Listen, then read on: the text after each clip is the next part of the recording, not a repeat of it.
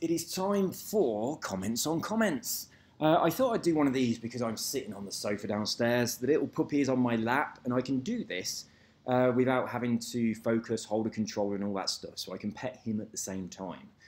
So I kind of felt like I needed to record a video, so this seems like my best and easiest option. And I have beer, and I'm cooking as well. I'm cooking some ribs, some barbecue ribs. They're already pretty much done, but I want to do them a bit longer, so I'm going to try not to forget about that, but we'll see how it goes. I'm downstairs, so I should be able to smell them before they start burning. Right, let's crack on. Stephen Todd. I've got, I don't know how you pronounce this, a Lhasa Apso. That's a breed of dog, called Max. He's a bit like a Shih Tzu. By the way, the club is great. Lots of friendly people. Yeah, it is, isn't it? I'm really impressed with the club. I like it a lot. Nothing to do with me. Stop biting. Hey, bite your toy. This, bite that. Yeah, there's going to be a lot of distractions from this little guy.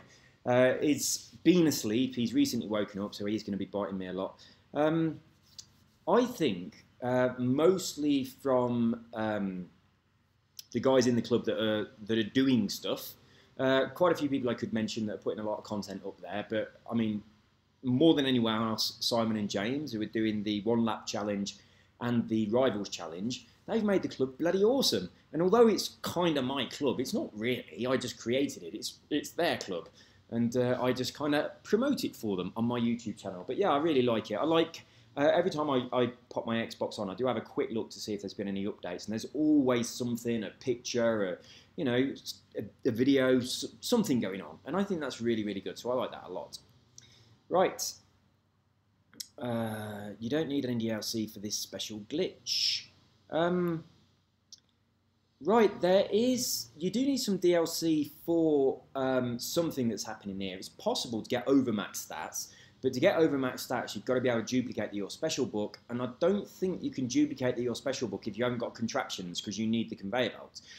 The dog meat glitch works in the same way, but I don't think that works anymore, does it? I could never do it anyway. I found it really hard. The conveyor belt is much, much easier and much, much faster. So yeah, I'm not sure you can actually do this without DLC, because you might need contraptions. Oh yeah, before I crack on, I've got to say sorry about the microphone. I'm downstairs. I'm using my only USB-C port for my Ethernet cable, and also my my adapter for power. So there's nowhere else to plug a bloody microphone. I have got like a USB hub that goes from 4 USBs to my USB-C, but I think it's got a problem. Quite often when I was streaming and using that, I'd go to get the video afterwards, and it had failed. So I don't think it works properly, so I'm avoiding using it. I've actually started going back to my old MacBook Air, which got a couple of USB ports on it for my recording. Right, this game goes back to tutorial every time. I don't worry about it. It's absolutely shit. So yeah, this was kind of like that World Enduro Rally, which is a rip-off of Trials HD, but done very badly. It says on the store when you look at it, like abilities, 4K HDR and all this stuff. And then you play the game and you think, nah, you can't say this is 4K graphics. It's just like a photograph in the background, and you've got this little motorbike, and it's a bit shit. I completed the game. It doesn't get any more difficult, but I stuck with it because I really, really like Trials, but I only like the more difficult levels. From hard upwards is a lot of fun. It's very challenging. I think the easy and the medium ones are just a bit boring. You just blast it to the end. I'm not interested in how fast I do it. I just like the sense of accomplishment that I made it past the difficult obstacle. Now, the problem with this game is there are no difficult obstacles at all. And then when you get to the last level, it sort of unlocks like a special level that's in space, and it's just fucking hideous. You just float around. Half the time you're out the top of the screen. It just ain't worth it. It's really not worth it. There are so many other games like this that are much better. Specifically Trials. I mean, when I saw this, I had high hopes for it, because I expected it to get more difficult, be challenging, and be a lot of fun. But no, it didn't happen. It wasn't worth the 70 pence that I spent on it. My Xbox keeps signing me out of my profile. That's a bit harsh of it. Don't know why it's doing that, but that is a bit harsh. What are we talking about here? Oh, changing the date on the Xbox. Oh, I don't know. It wasn't doing that with me, so I'm not sure why it's doing that for you. That video is a little bit old. Maybe they've changed something now to try and stop people from doing this. I saw on the comments of the changing the date video that someone that had been banned from, I think it was like Rainbow Six or something, they changed the date and got unbanned by doing it. And I also saw some other people that mentioned on other games that I don't play that they've got access to content that isn't normally available. So yeah, there's a lot of good stuff you can do by changing the date on your Xbox. That video is pretty poor because I had to video the TV, but now I've got a different way of capturing. The capture doesn't stop when I exit the game, so I'm going to do a remake of this one. And hopefully when I do the remake, I'll be able to see if they've changed it at all, because if it's logging you out of your profile, I'll see if it's happening to me. And if it is, I'll try and find a way of working around that. Right, I love this game. Lara is such a badass. Yeah, I do like it. I like it a lot. I tell you what I really, really like. I like it when she covers herself in mud, and not in a sexual way. Okay, a little tiny bit in a sexual way. I like it when she rolls around in the mud. But then when she hides in like the foliage against the wall, I just think that looks bloody awesome. I like that a lot. But what I don't like about this game is I cannot make her turn her torch on. I know I keep saying it on every video, but where I play my Xbox, it's often too bright. So having the game quite dark means I can't see fuck all. I can't see any traps. I can't see anything. Sometimes I have no idea which way I've got to go because it's just black. So I have to turn the gamma up, and then it doesn't look quite so nice. But I wish that I could turn the torch on manually. That's so frustrating. And then, I mean, the other day when I was playing on this, she just turned the torch on. There was absolutely no need for it. We went through the tiniest little tunnel, and there was light at the end of it, and we was in there for no time at all. There were no traps or anything. But yeah, not being able to activate the torch yourself is really frustrating. So I wish they'd sort that out. Right.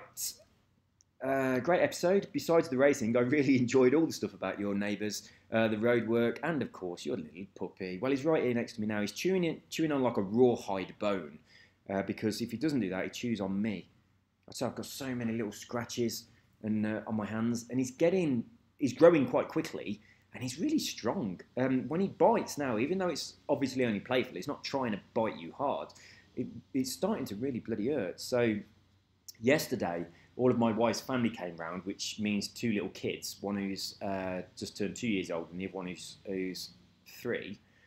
So they're round here and they're petting the dog, and I mean the dog's having his dinner and they're pushing the dog's head down into the food saying, come here, which means eat.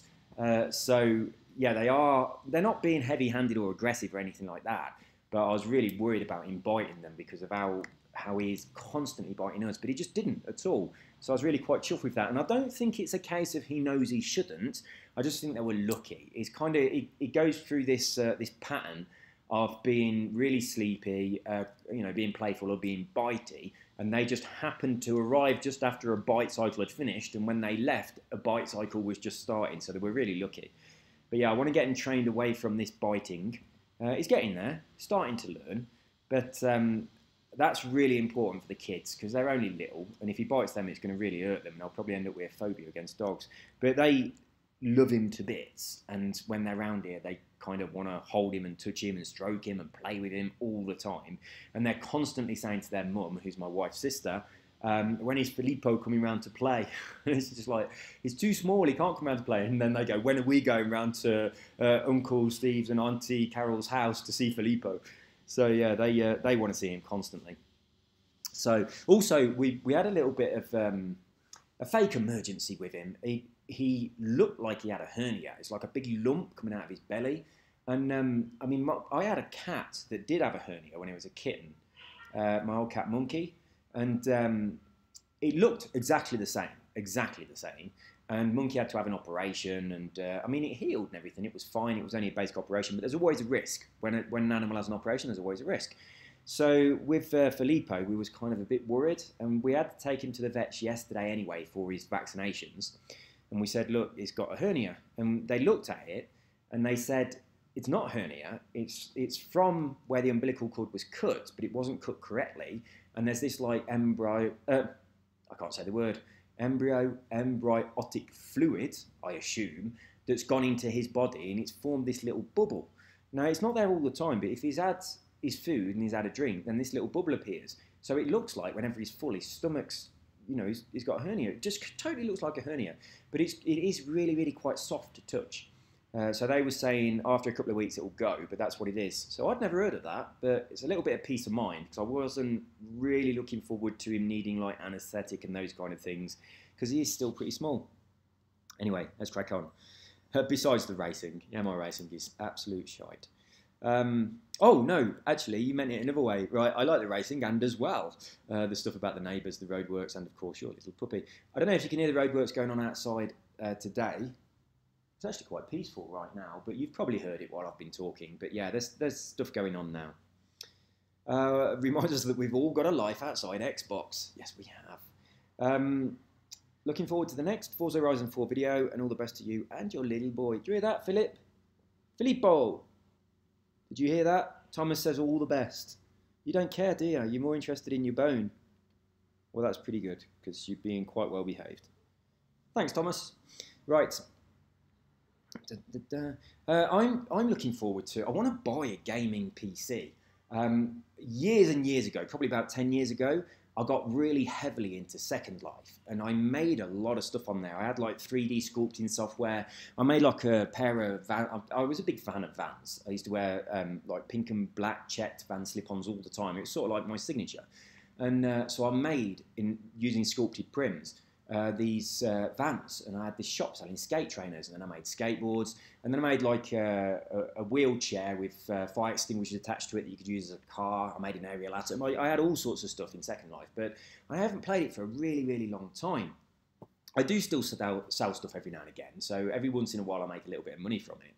But I kind of really, really enjoyed it, and I want to get back into it. But last night, I downloaded the Second Life viewer thing on my MacBook, and it was a complete nightmare.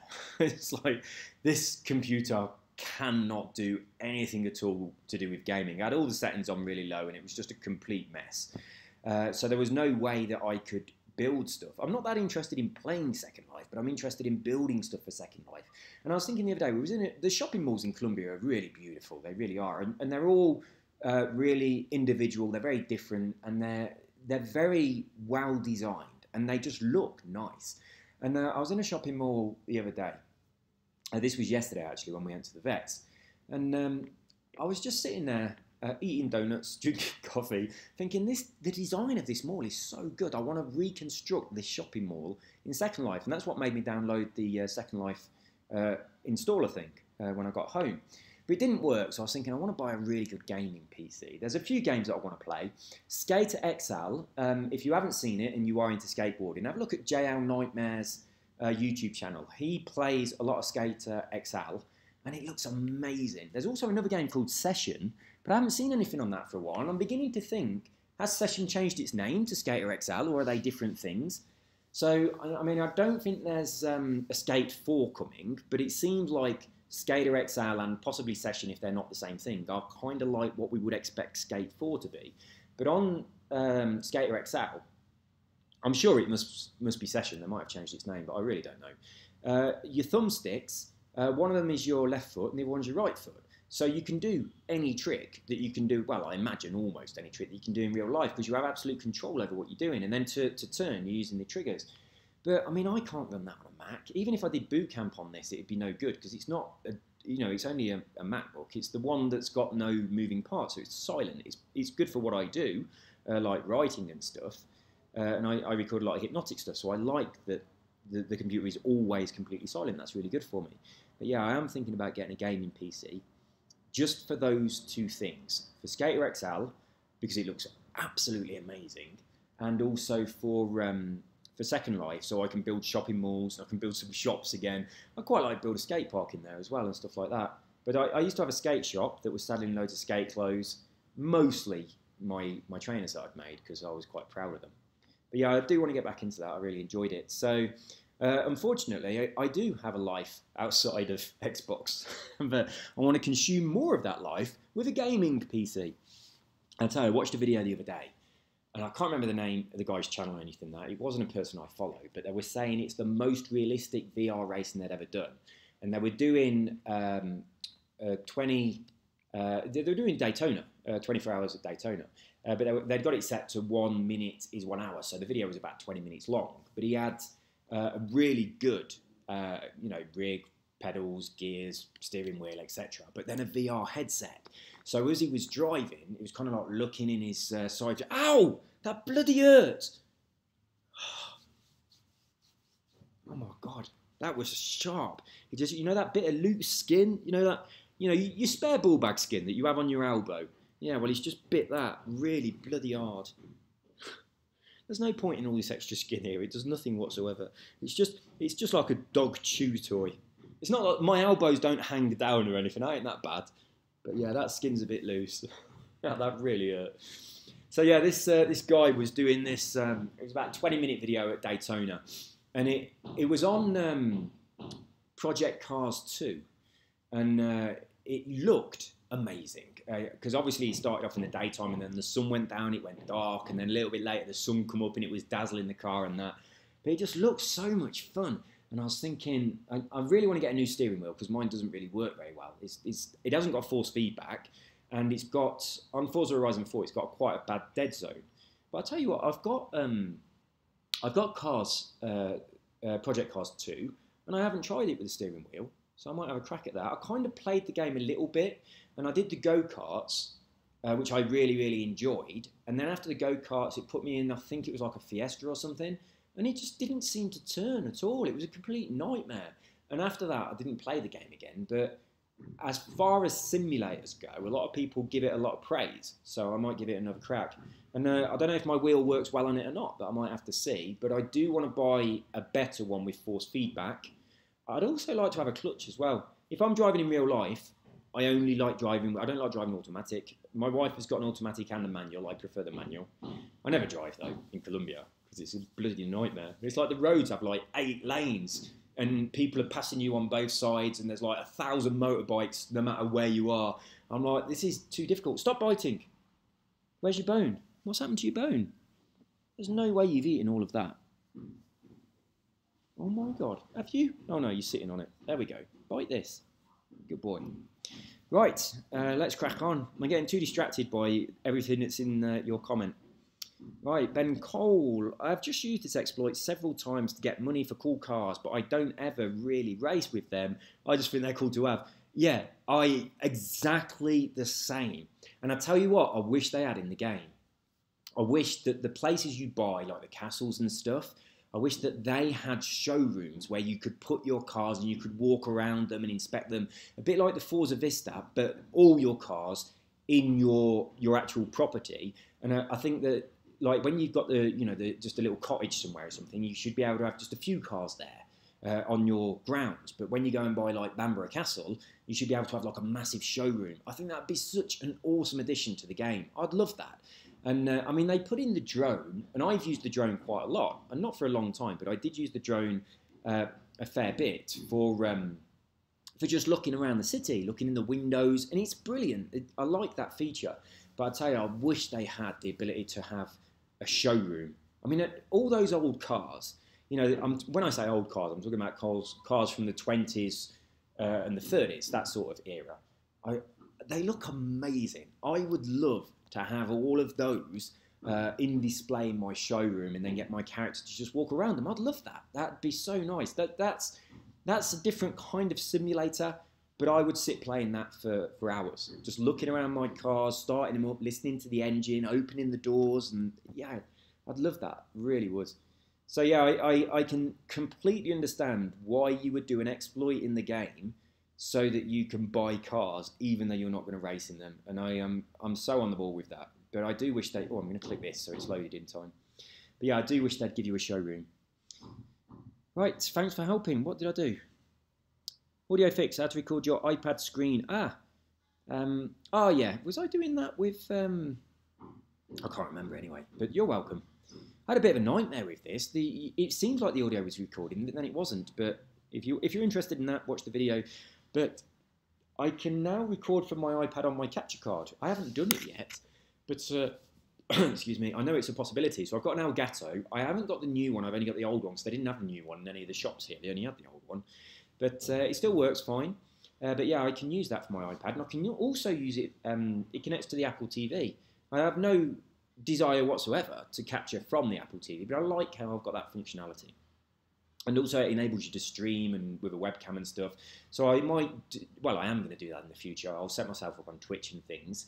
And I'm hoping sometime in the future, I'm not sure when, not sure if I'm going to do it while I'm living here or when I've moved to a new house, of setting up a room with a decent driving rig. I mean, it's something that I've always wanted to do.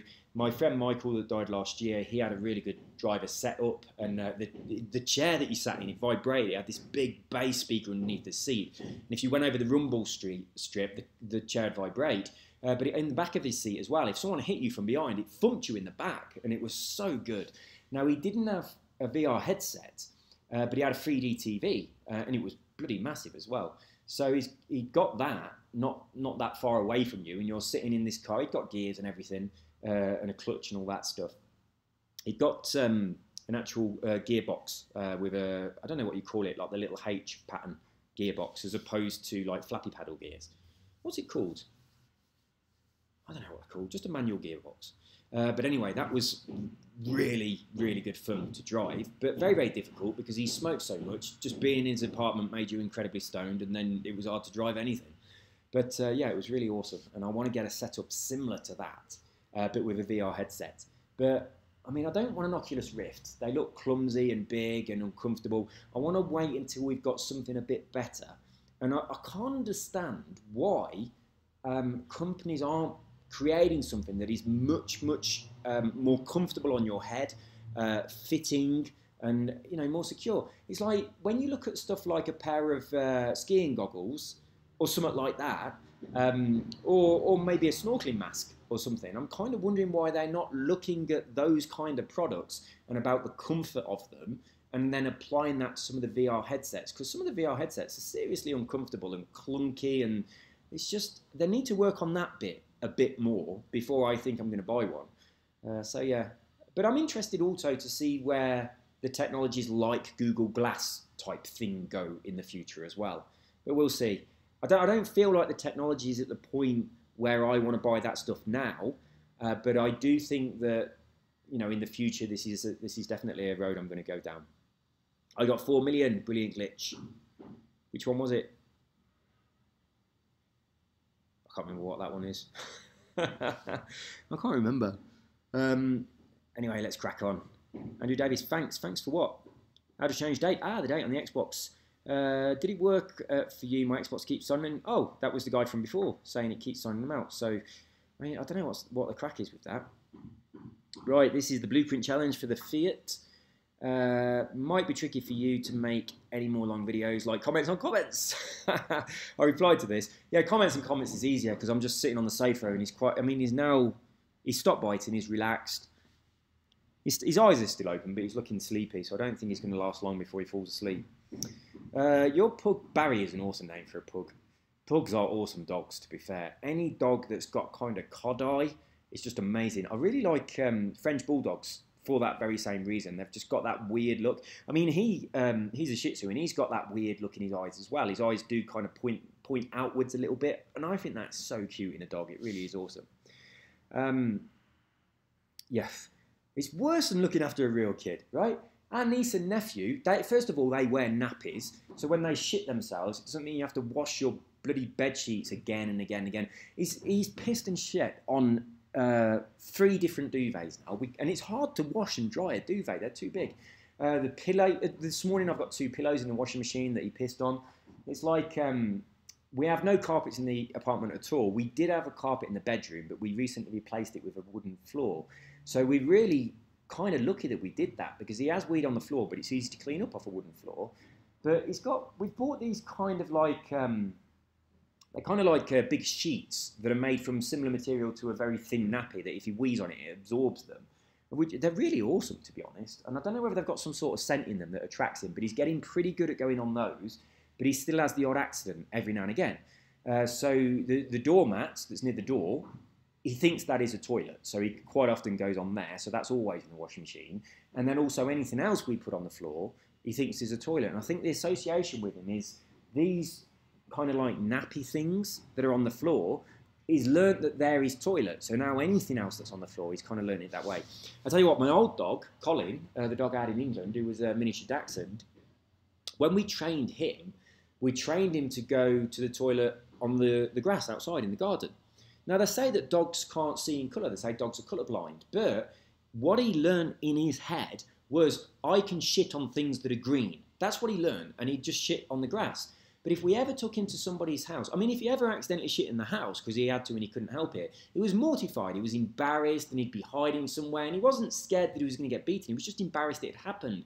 And he'd kind of be looking at you, and he just looked so ashamed that he'd had an accident and shit in the house. And it was the same as if it was our house or someone else's. He just didn't like doing that.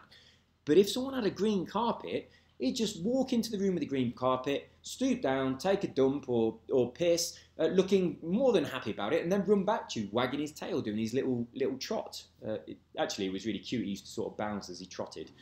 And so, yeah, in his mind, toilets were anything green.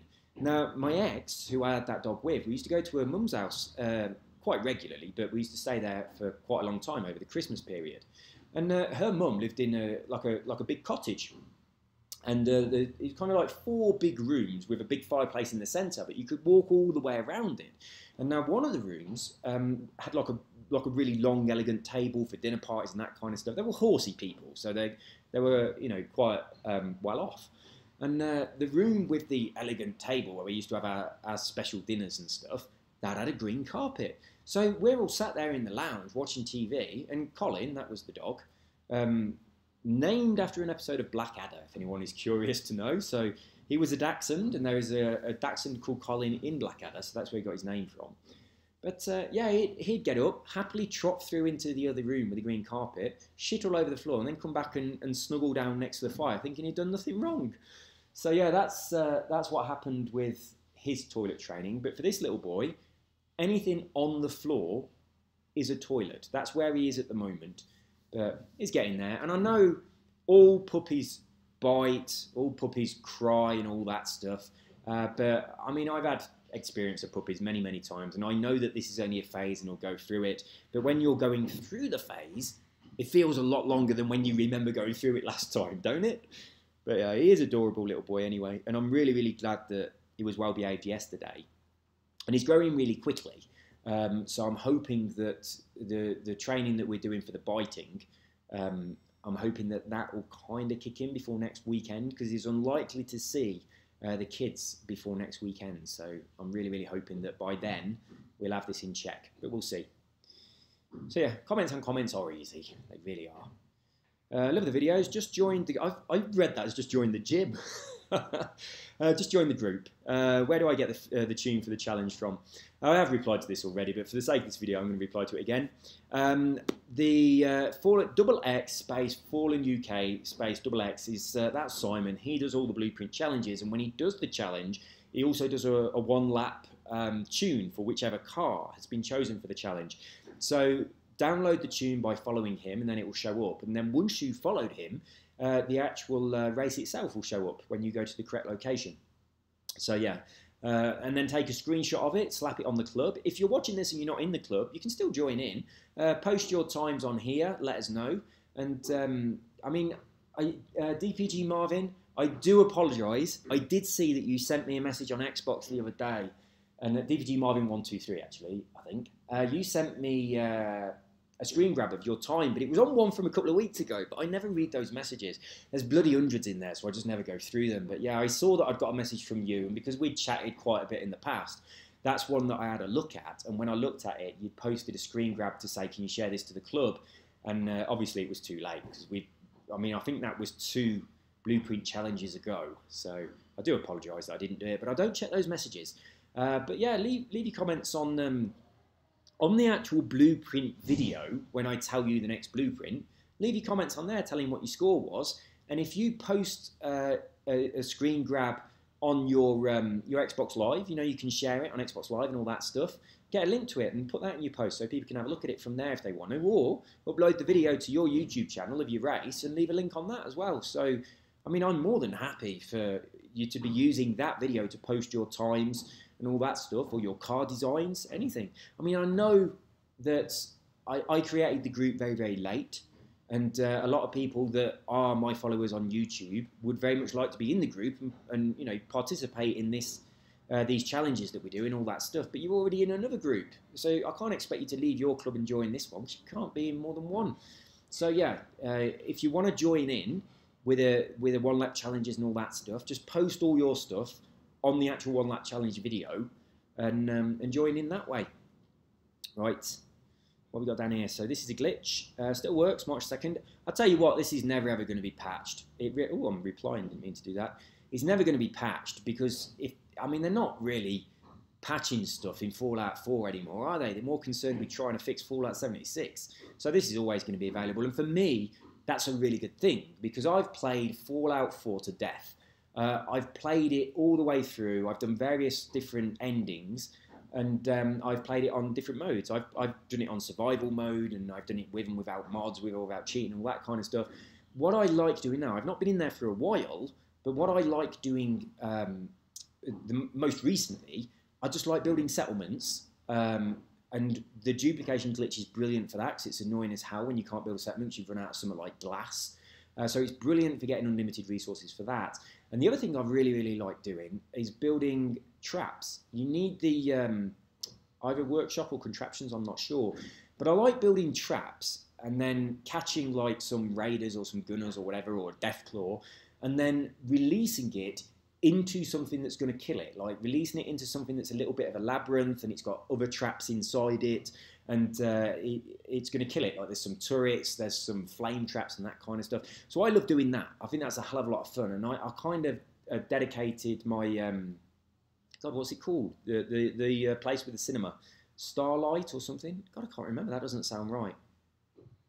God, I can't remember. That's crazy. But anyway, I turned that area into a place where I'd just build loads of different traps. I mean, some of them were really, really simple. I'd build really, really high up in the air, and then I'd have a trap at the top, and I'd have like a little target which turned the trap off and opened the door. So a gunner would get stuck in the trap, and then I'd be down on the floor, and I'd use my my sniper rifle to shoot the little target. That'd open the door, and the gunner would come running out and then fall and die instantly. So, I mean, that just made me laugh. Just that simple, it made me laugh. I had different ones where I think I actually shared. No, I didn't share the video. Yeah, I think I did. I think I shared a video on this one. Really, really simple. They come out of the trap. They were immediately in a place where there was a lot of turrets killing them straight away. But when they died, they fell onto a conveyor belt, and the conveyor belt put them in the butcher machine, which was actually in a mod, which was bloody awesome, because it butchers the corpse and it gets, you know, like bones and human meat and all this stuff out of them, and then the butcher machine puts them into a storage. And again, it was just dead simple, but I just love doing that kind of stuff. Now, the other part of the game that I didn't get into at all was the ball tracks.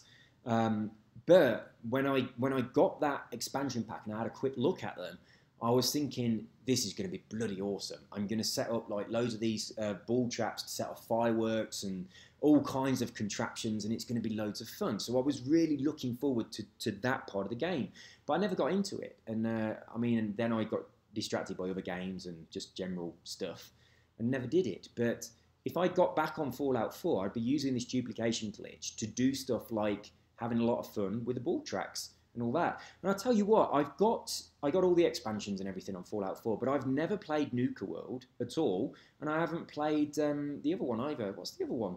The one in the boat. God, I can't remember.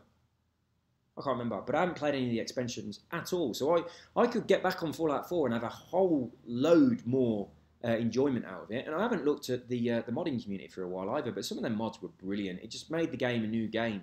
Absolutely incredible work by the modding community on Fallout 4. And what they really should have done, what Bethesda should have done, is when they were working on Fallout 76, they should have gone into the modding community of Fallout 4 and invited some of the guys from there to work with them on Fallout 76, because some of the mods made the game so much better. Just little stuff like an interface, or, you know, it just organising your inventory or whatever. It just made it much, much better to play.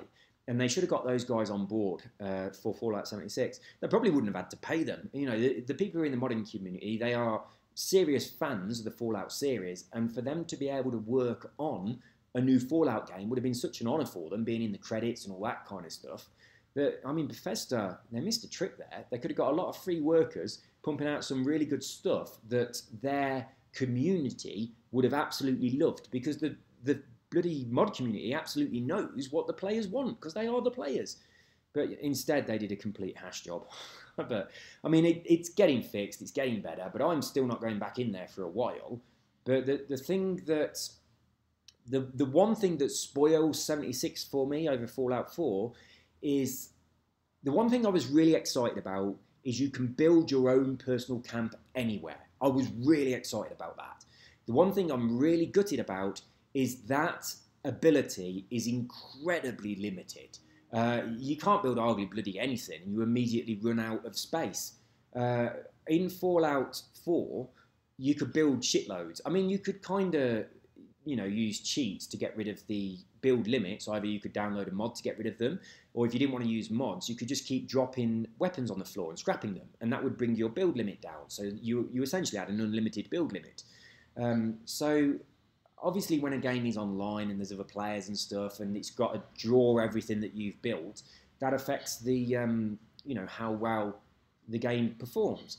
But I wish they'd just had areas that were instances similar to the towns, where only a certain number of people could go there, and once you'd gone there, you were allocated that one, and that's the one that you always go to. So it's like a permanent instance for you, but there's only you and, I don't know, another 50 people that are ever in it, or whatever. They could have worked out something, but that limit on your base is way too small, way too small. You hit it so quickly, and it's like you can build a fundamental base, like a little house and, just some general shit. And then you kind of want to start decorating it and building the stuff that isn't necessary but is good because it just looks good. And you haven't got enough bloody, I can't think what it's called, not space, but the amount of things that actually let you build is very, very limited, and you hit that limit really quickly. So that kind of ruined it for me. It's the area of the game I was most looking forward to that turned out to be the biggest disappointing, and that's the reason I ain't gone back in there for a while. But I'm going to let them do all their updates and everything. I kind of really want to wait until they let the modding community get their hands on it. And I know that's going to take a while because they have this shop that's very, very expensive where they're selling stuff. So they're not going to really let all the modding community get in there and produce a load of stuff that we can download for nothing if they've got this marketplace. They want us to buy stuff from the marketplace. So it might be a while before we see decent mods on there. But I think the future for Fallout 76 is probably pretty good. But that's the distant future. But I still have hope. Right, Simon, get a little rawhide milk puppy bones. That's what he's eating now. Yeah, when we was at the vets yesterday, I said to Carol, who's my wife, I always say my wife, I never say her name. Her name is Carol with a K, not with a C. So I have to say, whenever I say my name to anybody, I always have to bloody spell my surname because they never know what I've said, which is really annoying. So it's Hall, H-A-L-L. They go Paul, small, tall, fall, wall. It's Hall. You know that room in your house at the bottom of the stairs? Is that. So here I have to go Hall, H-A-R-L-L. And my wife always has to go Carol Conca, which is Ka is the way you pronounce a K. Conca with K. So yeah, but that's weird, isn't it? Carol with a K. And I think the name Carol's weird. I'm 45, and people my age have like an Auntie Carol. You know what I mean? So it's kind of like the generation above us, and it's the auntie, and the working class auntie that smokes a lot. And she's always got a fag hanging out the corner of her mouth with a load of ash on it that you just watch and you think that's going to drop in a minute. It's going to go in her tea. That is the name Carol. So yeah, when we met, I was like, that's a weird name. What were your parents thinking of? But her name's actually Carol Wendy, and she hates the name Wendy with a vengeance. And my cousin's name is Wendy, so that's a bit weird for me. But yeah, she prefers the name Carol. But Carol with a K, I kind of like. But Carol with a C, that's Auntie Carol, innit? Who always wears her slippers to the shops. That's Carol with a C. Slippers to the shops, fag ash, or, it's almost like she's got like an unravelled paperclip shoved down her cigarette so the ash don't fall off. But that's all you do. She's talking, she's yapping away to your mum, while she's cutting her hair or something in her slippers and probably a dressing gown with a couple of stains on it, and she's got a fag hanging out of her mouth, and you're thinking that's going to drop in her coffee or her tea. It's not going to be coffee, is it, for a Carol? It's going to be tea. But Carol Conca, that's a completely different class of person entirely.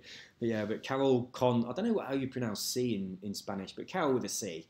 Yeah, that conjures up all sorts of images to me. I haven't got an Auntie Carol, but I can imagine what she'd be like if I did have one. Anyway, let's get on with this. It says September 2018, but it was posted in 2017. Yeah, you ain't slick. Yeah, it says September 2018 because in September 2018, I checked to make sure it was still working, and it is still working. So I changed the date on the thumbnail to let people know it's still working. Right, this still works today. I could go and change the thumbnail to say whatever it is now, March 2019, because it's still working in March 2019. So, no, I might not be slick, but I am being useful and informative to people that are looking at thumbnails for a hack that's going to give them XP that works right now, because this one does work right now. Oh, fucking idiot. Yeah. That's why it says September 2018. I couldn't be asked to re-record it. It still works, so I'm updating the thumbnail to let you guys know it still works if you're searching in September 2018, and I should update the thumbnail to let you guys know it still works if you're searching in March 2019, because if I was searching today for a video on an XP hack for Fallout 4 and a bunch of them come up and one of them said 2017, I wouldn't bother looking at it because I'd think that probably don't work no more. But this one does, so that's the reason. So people might have been able to figure that out for themselves, but obviously not. Cascada Forever. Thanks, Katumi. Yeah, I just went for something retro. Someone had done Space Invaders, so I chose to... Everyone's done Space Invaders because of this thing up here.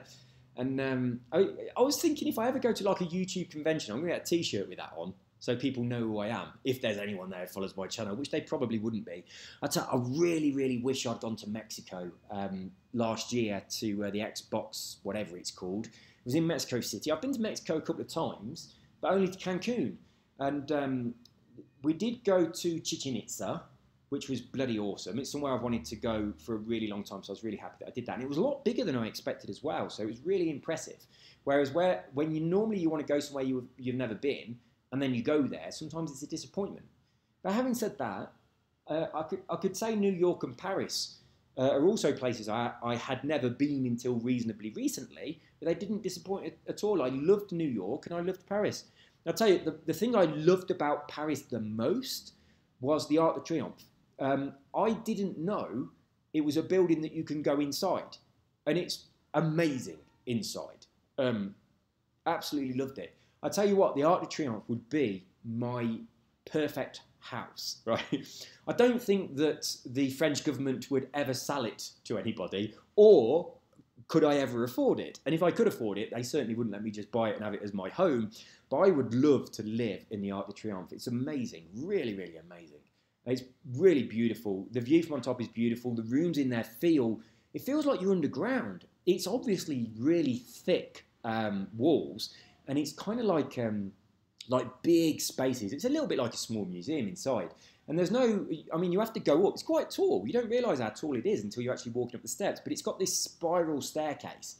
There isn't an elevator, or at least there wasn't one that I used. There might be one for handicapped people maybe, but I didn't see it. But yeah, you walk up these spiral stairs. It's beautiful. It's very old and authentic. It's just nice. And then when you're in there, the rooms feel so peaceful and quiet. I mean, outside is a really bloody busy road, but it's just really quiet in there. And it honestly feels like you're in a big cave underground. I would love to live in that building more so than any other building I've ever been to in the world. I love it, really like it. I like France anyway. But yeah, I'd never been to Paris. But since I moved to Colombia, my wife had been and she wanted to go again. So I tell you what, I don't very often talk about my business when I'm on here. I mention it every once in a while, but I don't kind of reveal what I do. But one of the things that I do is I build up businesses solely to be able to build email lists of people that are interested in specific subjects, so that I can monetize that and promote products to those people. And because I'm a hypnotist, one of the email lists that I have created by giving away free hypnosis lessons. I've got a website, freehypnosis.com, freehypnosislessons.com. I don't know. I'll have a look. I'll see what it is. Let's have a look. Freehypnosislessons.com. So this is one of my websites. You can come here if you want, freehypnosislessons.com, and you can learn how to hypnotise people for nothing. I mean, if you want to learn, you got to put your name on here, and you click the button, and then I send you lessons that teach you how to become a hypnotist. There's about 33 of them. They're all completely free. It's basically a video of me talking about hypnosis, teaching you how you can do it. I mean, the course is really, really popular. These are comments from all my students. And the amount of these comments that are from people that said, I have paid a lot of money for an expensive accredited course, and yours is much better. I learned a lot more from you. And I tell you, I was a very good hypnotist. I was a stage hypnotist for a long time. And then, and tell you what, let's see if I've got,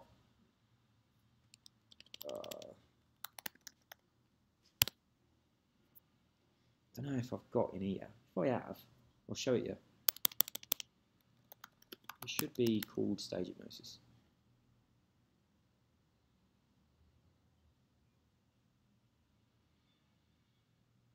No, I haven't bloody got it. I really thought I had it on this computer. It's not on my desktop or even in here.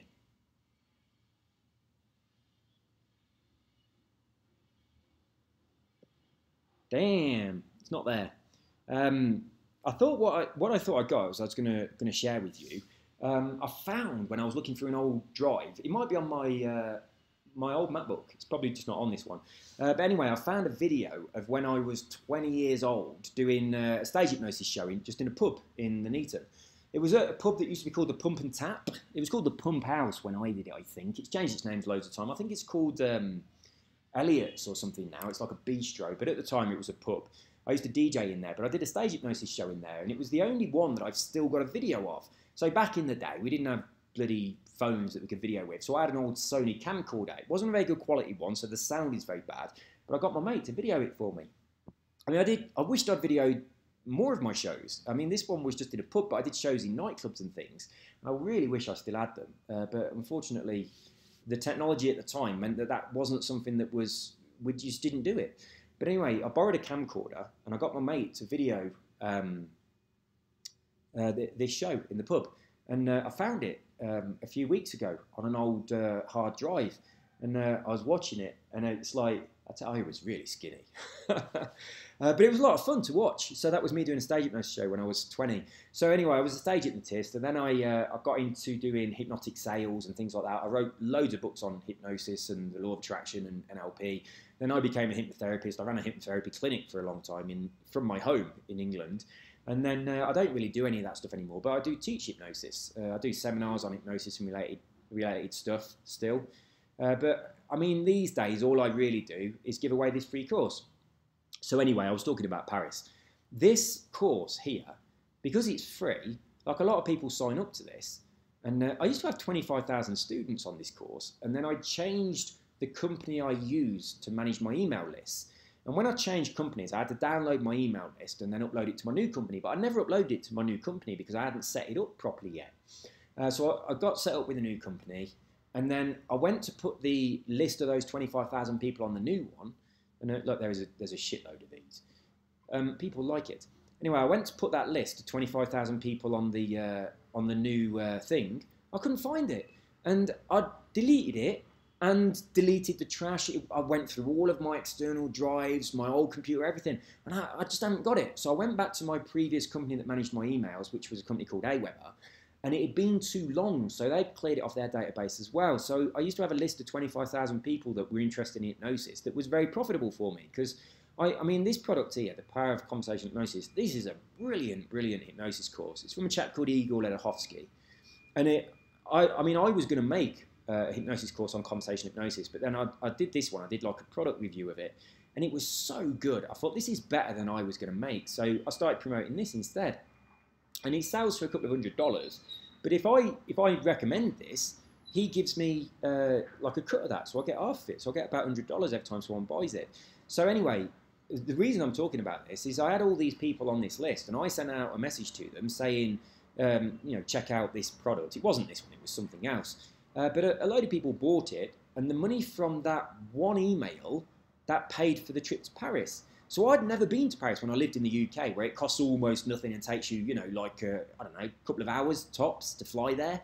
But now I live in Colombia and it takes like bloody 12 hours to fly there and costs a fortune. My wife says, let's go to Paris. So anyway, I sent an email out to this list of people saying, check out this product. And a few of them bought it. I made some commission and it paid for the travel, the accommodation and everything. We stayed in this beautiful, beautiful hotel in Paris. And yeah, it was all paid for by one email. So I kind of like that my business enables me to do that. But now, because this losing my list of people, that was only quite recently, it's in the past couple of months. So now this list of people that are students on my hypnosis course is about 300 odd, as opposed to 25,000, which is really bloody annoying. So I've got to build it up again from scratch. So if any of you guys want to learn how to do hypnosis, get yourself over here, freehypnosislessons.com. Sign up to this and I'll send you your free lessons. You get one every day. It's just me talking about hypnosis, teaching you stuff. And if you want to unsubscribe to it, obviously there's just a link you can unsubscribe. Obviously, I'm also going to send you emails that say, check out this product, check out this product. But I'm only going to send you emails advertising products that I think are good. But if you don't want to buy them, obviously you don't have to. And if you get, fed up of receiving my emails, you just get yourself off the list. You click a button and you're done. But if you want to learn hypnosis for free, like all these people did, then yeah, do that. I'll tell you what, it's the best thing you'll ever learn. It totally changed my life. It really did. The stuff that I've done through my life because I'm a hypnotist, not just doing the stage shows and the hypnotherapy, but just having a laugh with my mates. It's been absolutely awesome. Some of it's fascinating, like when you're doing regression and that kind of stuff. Really, really fascinating. But just having a laugh with your mates is a lot of fun. And one of the things I used to do for a lot of my friends, I had quite a few friends that were into the rave scene. I was a rave DJ at the time, so a lot of my mates took a lot of drugs and stuff. So I put drug states on their fingers. So I'd said to guys that what they'd got is they clench their fist and then they'd say the name of the drug and then they'd have the experience of being on that drug. So they'd clench their fist and say ecstasy, ecstasy, ecstasy, ecstasy, and it's like they're taking a load of pills.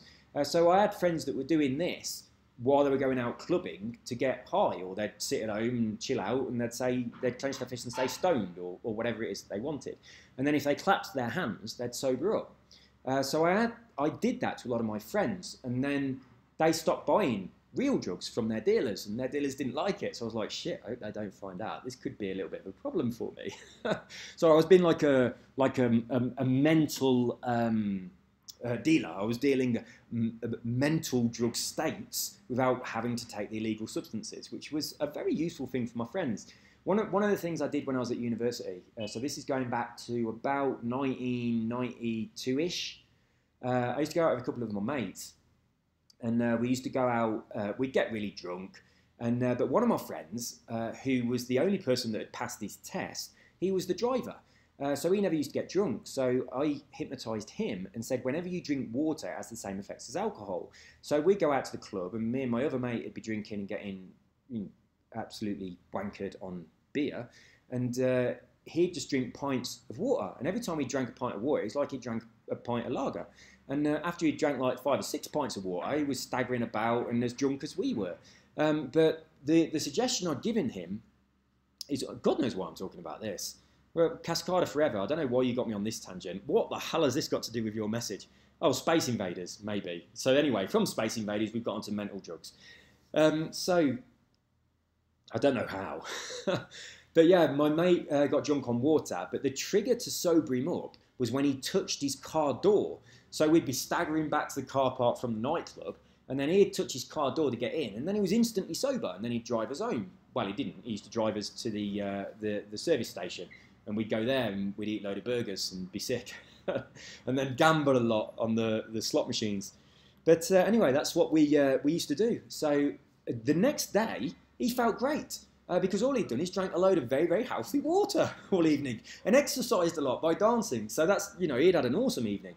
Whereas me and my other mate, there was 3 of us, me and my other mate, we had like hangovers from hell. I don't know why I never did the same thing for us two. It was just like, you drive, we'll get you drunk on water, we'll spend a load of money and get pissed on beer, and we'll have hangovers tomorrow. So yeah, it would have made a lot more sense for all of us to be doing that same thing. But yeah, I used to do the drug states on people as well. And then when I was the manager, I was a store manager of a Domino's Pizza in Nuneaton. I was a manager of a couple of McDonald's restaurants. That's the first job I had out of school. Nuneaton and Tamworth, Coventry for a while, and Appleby Magna. But then I moved away from McDonald's. I didn't like the responsibility of being a manager, so I was doing something I probably shouldn't have been doing, and a motorbike went past me on a road that's got a lot of speed bumps, and it was jumping the speed bumps. I thought, bloody hell, that looks like a lot of fun. I want to do that. So I applied for a job at Domino's Pizza as a pizza delivery guy, just driving mopeds around. And I was kind of a little bit older. I was about 22 at the time. Most people that deliver pizzas are about 17 or 18. So because I was older, I was allowed to drive the 90s that have got gears and you can do a lot more stuff with them as opposed to driving the little mopeds. And so yeah, the 90s could go about 50 or 60 miles an hour. It's like a Honda Cub 90. And you could jump them really good over speed bumps. So you'd be going as fast as you could, and when you got to the speed bump, you just bounced down on the bike as hard as you could. So the suspension coming back up was just as you was hitting the speed bump, and you could get some serious height and distance in them doing that. So I used to love jumping the mopeds, and that's why I took the job at Domino's. But because I'd been a manager at McDonald's, I just sort of like fell into management, and I became a store manager. So when I was a store manager, I just used to have a bit of a laugh with the hypnosis after work. Same as at McDonald's. After the shift at McDonald's, I just used to hypnotise all of the staff and have a laugh with it. And I think I've told a couple of stories about the stuff we used to do. A lot of the stuff was a lot of fun. I have shared this story before, the diarrhea one, but for those people who don't know about it, I'll quickly share it again.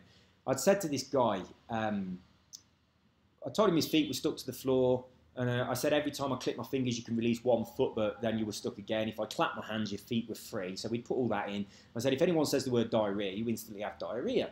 So I woke him up, we were all chatting, he doesn't think he's hypnotised anymore, and then his name was Craig, but another guy, also called Craig, that was there, Craig, he's the one who used to get in a lot of fights, he starts talking about diarrhea, and then Craig, that had been hypnotised, clutches his ass, and he's like, oh my God, and he tries to go to the toilet, and he can't move, so I click my fingers, and he releases 1 foot, and he's panicking, and we're all laughing about it, and I click really slowly 5 or 6 times, and then I clap my hands, he runs off the toilet, don't think anything else of it.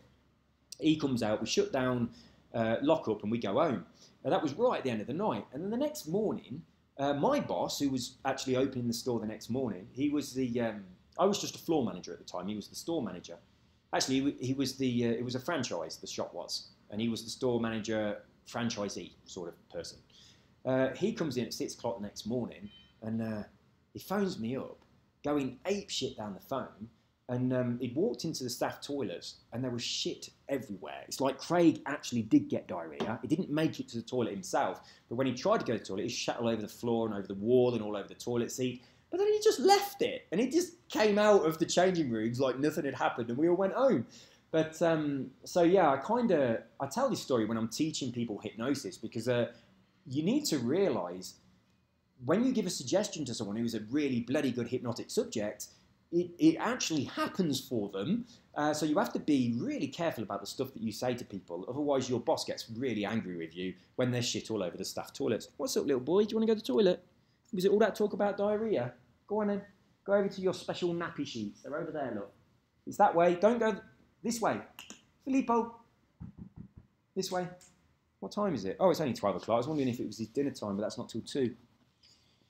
So, anyway, I was going to tell you something about Domino's. I can't remember what it was.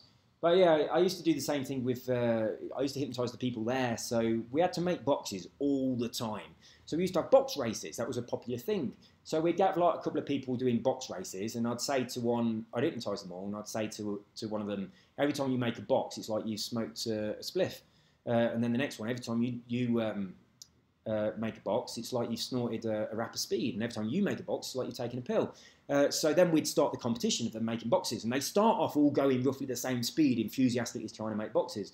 And then after about 3 or 4, the guy who's getting more stoned on each box is just dribbling, a box half open, giggling to himself. The guy on speed is making them as quickly as he can, and the guy who's taken pills ain't making boxes anymore. He's just looking at the logo on the front and just rubbing it with his finger. It was so awesome to see these kind of reactions from people just from a suggestion in their mind. So yeah, I really strongly recommend, whatever age you are, get on that free hypnosis course and learn how to do it, and just have some fun with your mates with it, because it's the stuff you can do with it is so much fun. It really is. It's made such a huge difference to my life. I mean, obviously, career-wise, because it was part of my career for a long time, and I have written a lot of books on hypnosis as well. So that, you know, you make money from doing that kind of stuff, and it's nice as well when someone reads your books. And I tell you something. When I split up with my ex, I was with my ex for 16 years, and we split up about 4 years ago. And I've been with my wife for about 3 years, 3.5 years. There was only a short gap in between the two, but I hope the person I'm about to talk about never listens to this video. And I'll tell you what, she might. I'm not going to say a name or anything like that. But after I split with my ex and I went back into the dating game, I met with various people, went on a few dates and stuff. I went on a date with one girl, and it was good fun. We had a lot of fun and everything. It was quite sexual, but it was a bit of a nightmare in ways that I'm not going to go into. And I mean, we got on. But there were reasons that I didn't want it to be a relationship. There was a lot of baggage anyway, and we'd been sort of seeing each other for a few days, and she said she knew my name was Steve, but she didn't know my surname, and we were chatting about some stuff, and we started talking about like psychology and hypnosis and stuff like that, and she just looked at me like she looked at you like a fan would look at you. You know, like if someone's starstruck, she looked at me like that, and I was like, what's going on? And she went, are you Stephen Hall? And I was like, yeah. And she was like, oh my God, I've got all your books. I was like, what? And she'd been a fan of mine through my hypnosis books and different stuff that I do for a long time, without having any idea that I lived in the next town to where she lived, or any idea that I was the guy that she'd gone on a date with, or any idea that I was the guy that she was sleeping with. And so she didn't know what I looked like. She'd just been, you know, she only knew me through my books. That was it. And so after that happened, I imagined that she kind of wanted our relationship to develop into more than I wanted it to. So it became... I'm not going to go there because I shouldn't talk about this kind of stuff. But yeah, it was a really weird experience. It really was. But yeah, nothing like that had ever happened to me before. It was really strange, but weird. But yeah, I probably could have very easily ended up pursuing that relationship and it becoming something a lot more serious, and my life now would be very, very different. I certainly wouldn't live in Colombia. I wouldn't have this little boy, would I? No. You wouldn't have me or your mum as family. So yeah, I'd have a totally different life. So it's a bit weird how life has worked out for me over the past few years. It's changed a lot. You know when Facebook says, hey, here's a picture you shared 4 years ago or whatever? Whenever I get one of them, I always think, Jesus Christ, my life was so different just 4 years ago. It's like I have to speak Spanish now, although I can't do it very well. I live in a country I never expected I would ever even visit. I didn't even know. I knew Colombia was in South America, but I didn't know anything about the place and nothing. As far as I was concerned, I thought it was a jungle where people just shot each other a lot and snorted coke. It ain't like that at all. It's really quite a nice city. And it puts England to shame in a lot of ways. And I've talked about this a lot. The restaurants are unbelievable. The malls are incredible, as I mentioned earlier, and I want to replicate some of them in Second Life. And the cinema is just mind-blowing. And I've mentioned the cinema so many times, but I've got to say it again because it's so good. It's like you're in a comfortable, soft, big leather armchair that's got an electronic recliner. You can't see anybody in front of you, and there's so much leg room that when you're reclined in your armchair, people just walk past you. There's another couple of feet in front of you that they can walk up and down without you having to move your legs. It's so comfortable you could fall asleep in there. It's like half an hour into the film, you ain't thinking, oh, my arse is killing in this chair like you are in England. And then you order food in this beautiful restaurant before you go in, and then they bring it to your seat on a plate with a knife and fork or some gloves or whatever, and you can have like some burgers, some 3 little mini burgers, some ribs, you know, some beer, some wine. It's incredible. It's a hell of a lot cheaper. Right, for me and my wife to go to the cinema and have all that luxury is cheaper than one cinema ticket in England to watch a 3D film. And here they've got that, I mean, it's probably in England as well now, but they've got that like XD where it's 3D, but your chair moves about and stuff as well. So you can go and do that. Or you can go in just a luxury armchair thing. There's a few options. But yeah, the cinema here is brilliant. And the malls here are brilliant as well. There's a lot of poverty here. It's like I go cycling around the city and there's like beautiful, really modern, beautiful buildings, beautiful apartments, amazing shopping malls and everything. You go around a corner and you're in a bloody slum, and there's like a woman in rags. I mean, I was at this mall, and I wanted to go to another mall that was over the other side of the road, and it's like a big road. So I went over like the bridge to go across. And halfway across the bridge, there's this woman sitting on the floor, asleep, barefoot, wearing rags. Her tits are hanging out, and there's a toddler, not a baby, a toddler about 2.5 years old, breastfeeding on her. And she was just like, I mean, her hair was all matted, and she just looked like such a mess. And I kind of took some money into her rags, and the little toddler just kind of looked at me, sort of like gave a look of appreciation from her eyes, and then carried on suckling away. But I was thinking, this is a state. This country has got a lot of poverty here. There's a lot of poor people. And then if you accidentally take a wrong turn, you can end up somewhere that's really bloody dangerous. So there's a lot of the way I expected it to be. And there's also a lot that has really surprised me, and it's truly incredible. And it puts a lot of what I have experienced in other civilized countries to shame. So yeah, it's a beautiful place. They are building like crazy here. Everywhere you go, there are new apartment blocks going up. There's so many shopping malls. It's insane, and they're building new ones everywhere, and new offices, and new outlet stores and everything. Everywhere there is so much construction going on. It's absolutely incredible. And the government changed. I don't know whether it was last year or the year before, but they were quite corrupt before, so all the money went in their pockets. But now you can see that they're spending that money. So there's a lot of private companies that are building apartments and shopping malls, but that infrastructure is putting a lot of strain on the current road network. Now, Bogota hasn't got an underground system at all, and it's only got, I mean, it hasn't really got any trains, really. I mean, I've seen one train, and it was a Christmas train with lights on it. There's not really any train stations or anything like that. It just doesn't really exist here. And so it's all roads. It's the same size as London, same number of people. All of those people are on the roads. So the roads are seriously at full capacity. But they are resurfacing those roads everywhere at the moment, and they're building new ones. They're extending them.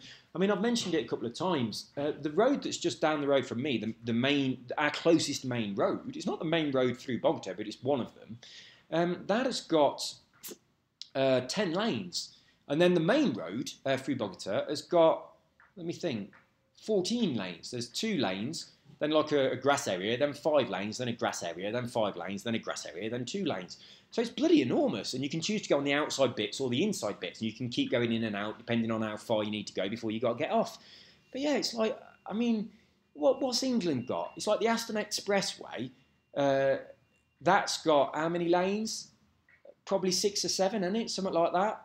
And you have to, it's like there's no comparison. Most motorways in England are 3 lanes. 3 lanes here would be like a little country road. Well, no, there are shitty country roads as well.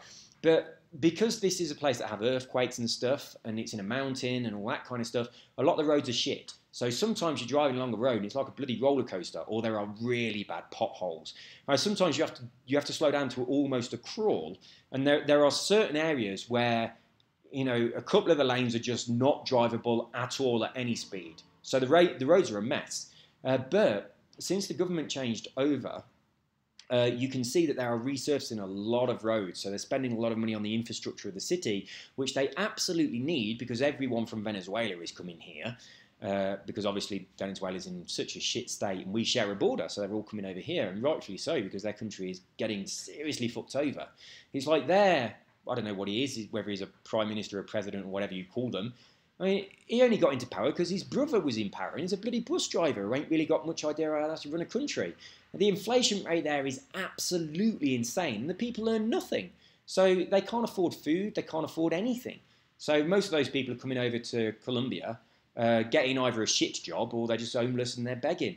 I think give it a few years, and Colombia is going to be a very popular country, and Bogota in particular is going to be a very cosmopolitan city, and the price is going to go up. It's like the price of the beautiful restaurants at the moment is incredibly cheap for what you're getting. I mean, it's not stupid cheap, but it's like you're at something that's like a Michelin star restaurant, and you're paying Frankie and Benny's prices. That's kind of what we're talking about here. I mean, Frankie and Benny's is expensive for what you get, but it's really, really cheap for what you're getting here at the restaurants here.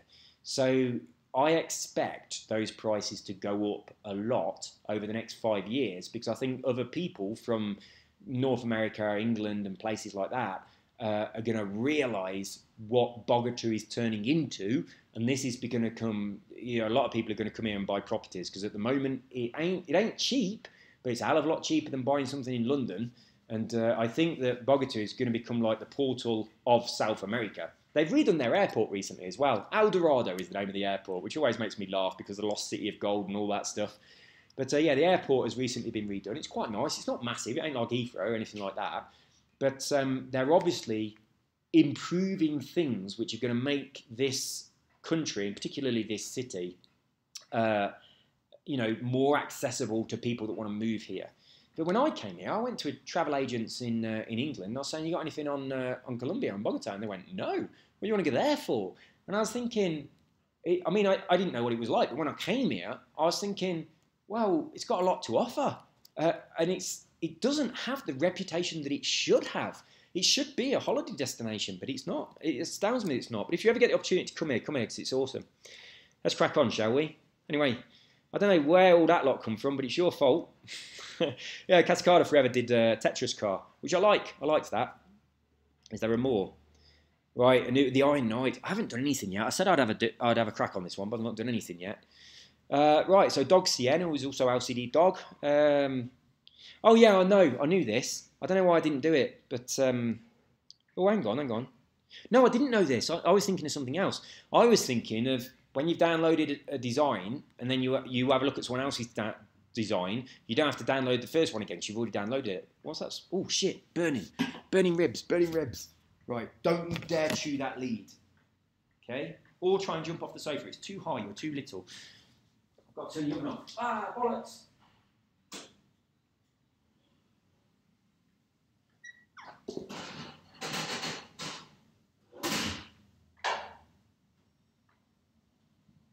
You did jump off the sofa. You know you're not supposed to do that. That's very naughty. There you go. He did a little squeal, but that weren't because he jumped off the sofa. That was because I ran into the kitchen. Right, there's no door. It's just, well, there is, but there's kind of like swingy doors, and we always have them propped open. But it's just like there. He could see me even when I was at the oven, but he's so clingy that he had to jump off the sofa and come over. Anyway, Dog Cien. In my head, you're always going to be LCD Dog. Actually, in my head, you're LSD Dog, but I always manage to catch myself and say LCD before I say LSD. But there, in my head, you're LSD Dog, and probably always will be, no matter what your name actually is. But here, you're Dog Cartoon Network. That's what CN means to me. Anyway, your tip, and this is bloody awesome, being able to like everything in one go. So hang on. Right, for the designs, go to your designs. The loaded designs are all in it, and you can like them all in one go. That's bloody awesome. So I'm going to do that in future. So we have the designer car competition, and obviously I drive in the top car, and then I say, actually, I prefer this one, which I always say. I always feel a bit guilty for saying it. Like, every one that's won so far I've liked, but there's been another one I like more. But I feel almost guilty for saying, yeah, that one won, but I prefer this one. But I want to make sure that the ones that I like, I'm telling you guys that I like them. It's obvious that everybody likes the one that's won, so I always want to give a little bit of credit to the other ones that don't win. Oh, the apartment just shook a little bit. Ooh, that surprised you, didn't it? That stopped you eating your bone. Here, go on, eat this. I am going to do that in future. I'm going to... Every single car that has K74 in the description, just K74, no hyphen, I'll search for that. I'll download all of those cars and I will like them, as long as you've put in a little bit of effort. If you just slap up a car that's one colour and do no effort whatsoever, if it's absolutely shit, or if you've put in no effort whatsoever, I ain't going to download it and like it. But if there's an element of design and you've spent a little bit of effort doing something, then I'll download it and like it to give you a little bit of a boost on the painter jobs. But yeah, I kind of like that this channel enabled people to do that, because it's really bloody hard to become a legendary painter, isn't it?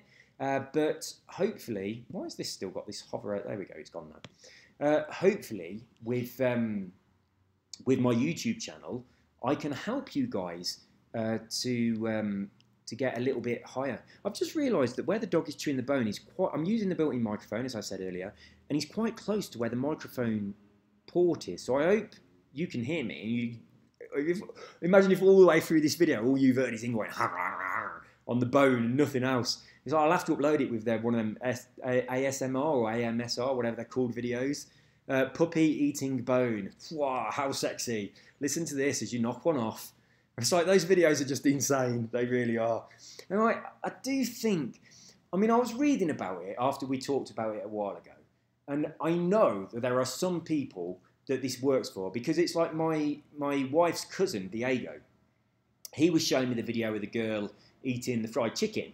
Now, I mean, he's gay, so he weren't getting any sexual gratification out of watching this girl eating chicken. It was nothing to do with that.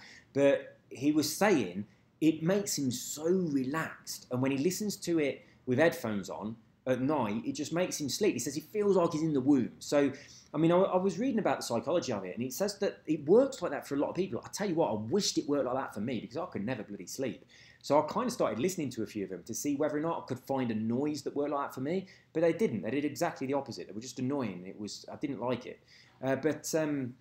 So obviously there's a bunch of people that like all of these videos because of that. There are people that have got this thing that mouth noises near their ear. I tell you what I really do like. If someone kisses my ear, and you know when you hear that noise when they open their mouth, I like that really close to my ear, and I like the feeling of their breath on my ear and that kind of stuff. But it's probably because it's someone I've just put, I mean, this is going back to when I'm like a teenager and stuff, but it's probably because I've just pulled someone in a nightclub and I'm thinking, oh, they're going to kiss me, I'm going to get off with this girl tonight, I'm getting laid. You know what I mean? That's probably where that comes from. So, but I still like that. I like it. If my wife kisses my ear, I like it. I don't like it when Filippo licks my ear and bites it in the morning. That's not the same. But for me, there's a sexual thing there. If it's a girl, well, not any girl, now if it's my wife, but previously if it's anyone that I'm with in a nightclub that I might have the potential of having sex with, that is a nice feeling, but I assume it's associated with this. But when you look at some of them videos that are on the, I don't know whether it's ASMR or MSR, one or the other, it's like a lot of them are young girls and they've got massive followings. And I'm thinking, how many people that follow this girl are just some pervy old man who hasn't got any, like, thing that happens because they're hearing these noises like Diego has, where he feels like he's in the womb when someone eats fried chicken, but they're just perving over a young girl. I bet a lot of it is that, you know. I really do. I think that's a big factor on those videos being so popular.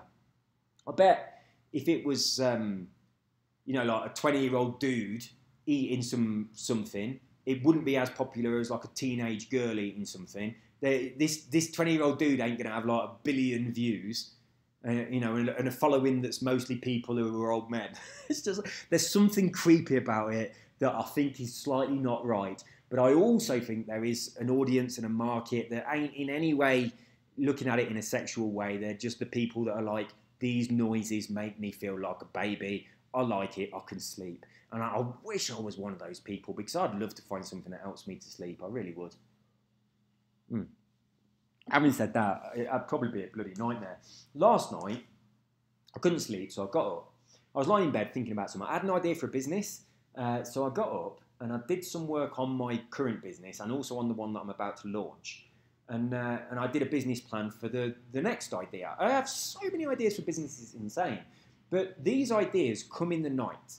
And it's a bit like a rapist. They always come in the night, right? I have these ideas in the night. I'm thinking about them. I get excited about it. I've got to get up. I've got to do some work on the idea. And then I'm awake all night. And I'm kind of working on something that's exciting me.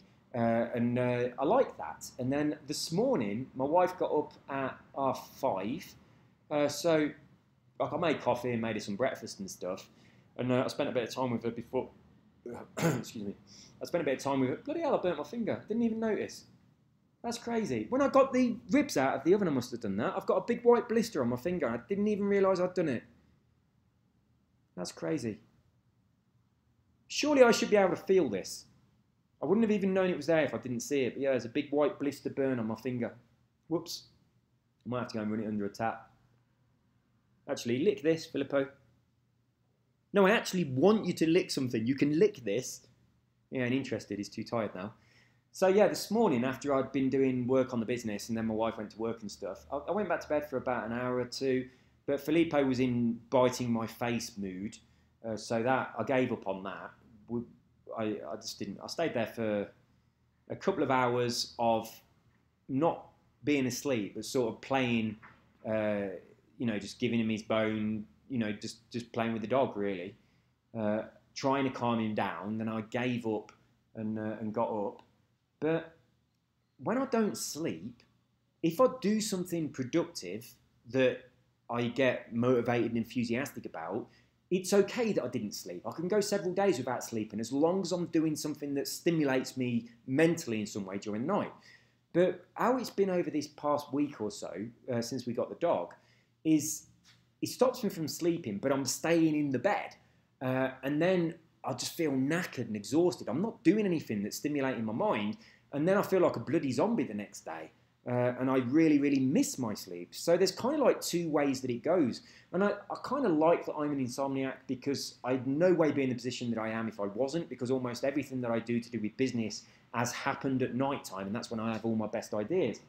Also, I'm a writer, so often in the night, I'll write for bloody hours, and it flows, you're in the zone. But in the day, none of that stuff happens, and there's too many distractions. I'm very, very sensitive to energies. And in the day, there's too much energy around. There's too much electricity. There's too much going on. There's just too much. And that I can feel that quite strong. Whereas at night, it's a lot more peaceful. And that enables me to kind of connect to my own inner self and intuition and that kind of stuff. And that's where the good stuff comes from when you're a writer. And that's when the flow happens. That's when you write something inspirational as opposed to struggling through it and having writer's block. So yeah, I like my insomnia. It's very, very useful. Now, I retired in 2003. So since then, I've never really needed to get up at any particular time. Before then, if I didn't sleep through the night, I'd be really anxious because I'd be like, shit, I've got to go to work tomorrow. I'm going to be knackered at work. Whereas since then, it's been like, it's not a big deal. I haven't got anything that I've really got to do tomorrow. So if I feel like having a nap, I'll have a nap when I'm ready. So my lifestyle now is much more based around what I feel like doing when I feel like doing it, as opposed to conforming to the clock because your job says you have to. So I do conform to the sun, and I conform to my wife's work schedule because it would be a bit shit if I slept while she was awake and vice versa. But I am quite free with my schedule. Right, so there we go. We're getting a few tangents today, aren't we? That was absolutely nothing to do with what Dog CN said. So let's crack on. Does anybody know if this still works? What is it? Live glitch? No, it doesn't. Nope. Being patched. I should update the video, shouldn't I, and tell people it's been patched. Right, first attempt. So if you get into, this is insane, right? A 639.525 on the first attempt. How many times over these past few blueprints have we had 640s, 645, 640s? Myself and you're going to be LCD Dog. I'm sorry, I'm never going to say Dog CN. It just doesn't. That's not your name. It doesn't feel right. So anyway, LCD Dog getting these times, and that was with the wrong tune. Then he puts the right tune on and gets a bloody sub 6 minutes. I've done a couple of around about 620s, but there are a few places. You know when you go on that bit of grass and you go over to the right, and then you've got that left bend, and then you go around the path, and then it curls round again on. It bends around to the right, and then you've got the left, and then you've got the other checkpoint there. Those two checkpoints, right? You're doing about 5 or 6 seconds there, which you could absolutely easily cut out by cutting the corners on those two checkpoints, right? It's a tricky little bit of road, and you don't have to drive it. And there are a few places like that, but my 620s have all been really, really strict. And if I'm driving dirty, it's just a mistake. It's a mistake that's actually adding time, not a mistake that's helping me in any way from cutting a corner. But there's a hell of a lot of places that can be cut on this lap, and I kind of want to drive it properly. I want to drive it clean. And then another part of me is thinking, I like the challenge of finding all of these shortcuts and doing a shortcut lap as well as I can. But that takes a lot more effort. It takes a lot more time. It's a lot harder to learn the track by ignoring the actual racing, the driving line, and just going on the checkpoints and then doing all of the shortcuts than it is to learn the track based on the actual drive line. That's easy because it's on the floor. You've just got to hit the apex. And because, you know, the dog and all that kind of stuff, I'm not getting on the Xbox as much as I want to. So if I want to do a dirty lap, that takes more preparation to get a good time than a clean lap does. So for those reasons, I'm kind of favouring sticking with the clean laps at the minute. But yeah. Yes, it was a clean lap without cutting. That's the only way to drive. But yeah, I don't think I could get a sub-6 on a clean. I'm not hitting any apexes. I'm really not. So there's probably 20 seconds in there when you consider how many corners there are in the entire thing. I'm also really struggling on that tight right bend that takes you up that little alley. I've done it perfect once. I broke at the right time, did a little skid around the corner. I was in a direct line. My car didn't stop and I was gone. And it was beautiful. But every other time, I'm braking too early, I'm braking too late, I'm catching the wall. I'm having a lot of trouble on that corner. I'm losing some time there. I reckon if I could get that corner down and I could hit the apexes more, I'd probably be down on a 6:05, something like that. But I think 20 seconds from where I am now is a bit of a stretch. But we'll see how it goes. I want to do this one a few more times. I like the track a lot, I really do. But I absolutely love this car with this tune. Simon, this is my favourite car and tune combination so far. Really, really enjoying driving it. I should go and eat those ribs, shouldn't I? Because if they go, they'll be a bit shit if they go cold. It was a massive rack of ribs, like really, really long. And I tried to cut it up when it was frozen, but I just couldn't cut through it. So I thought, sod this. I defrosted it a bit in the microwave. And then I mean, it was still partly frozen, but I had to hack them. So I've hacked the ribs. And then I just thought, fuck it, I'm going to cook them all. So we've got a really... in Colombia, they have really big pans, you know. I mean, paella is a big thing over here. So that's a factor. But we've got this massive pan, and I filled it with all these chopped up ribs and then bungalow barbecue sauce. And I had to take all the shelves out of the oven to be able to fit it in there. But I've got this massive saucepan full of ribs now. I ate some of them earlier.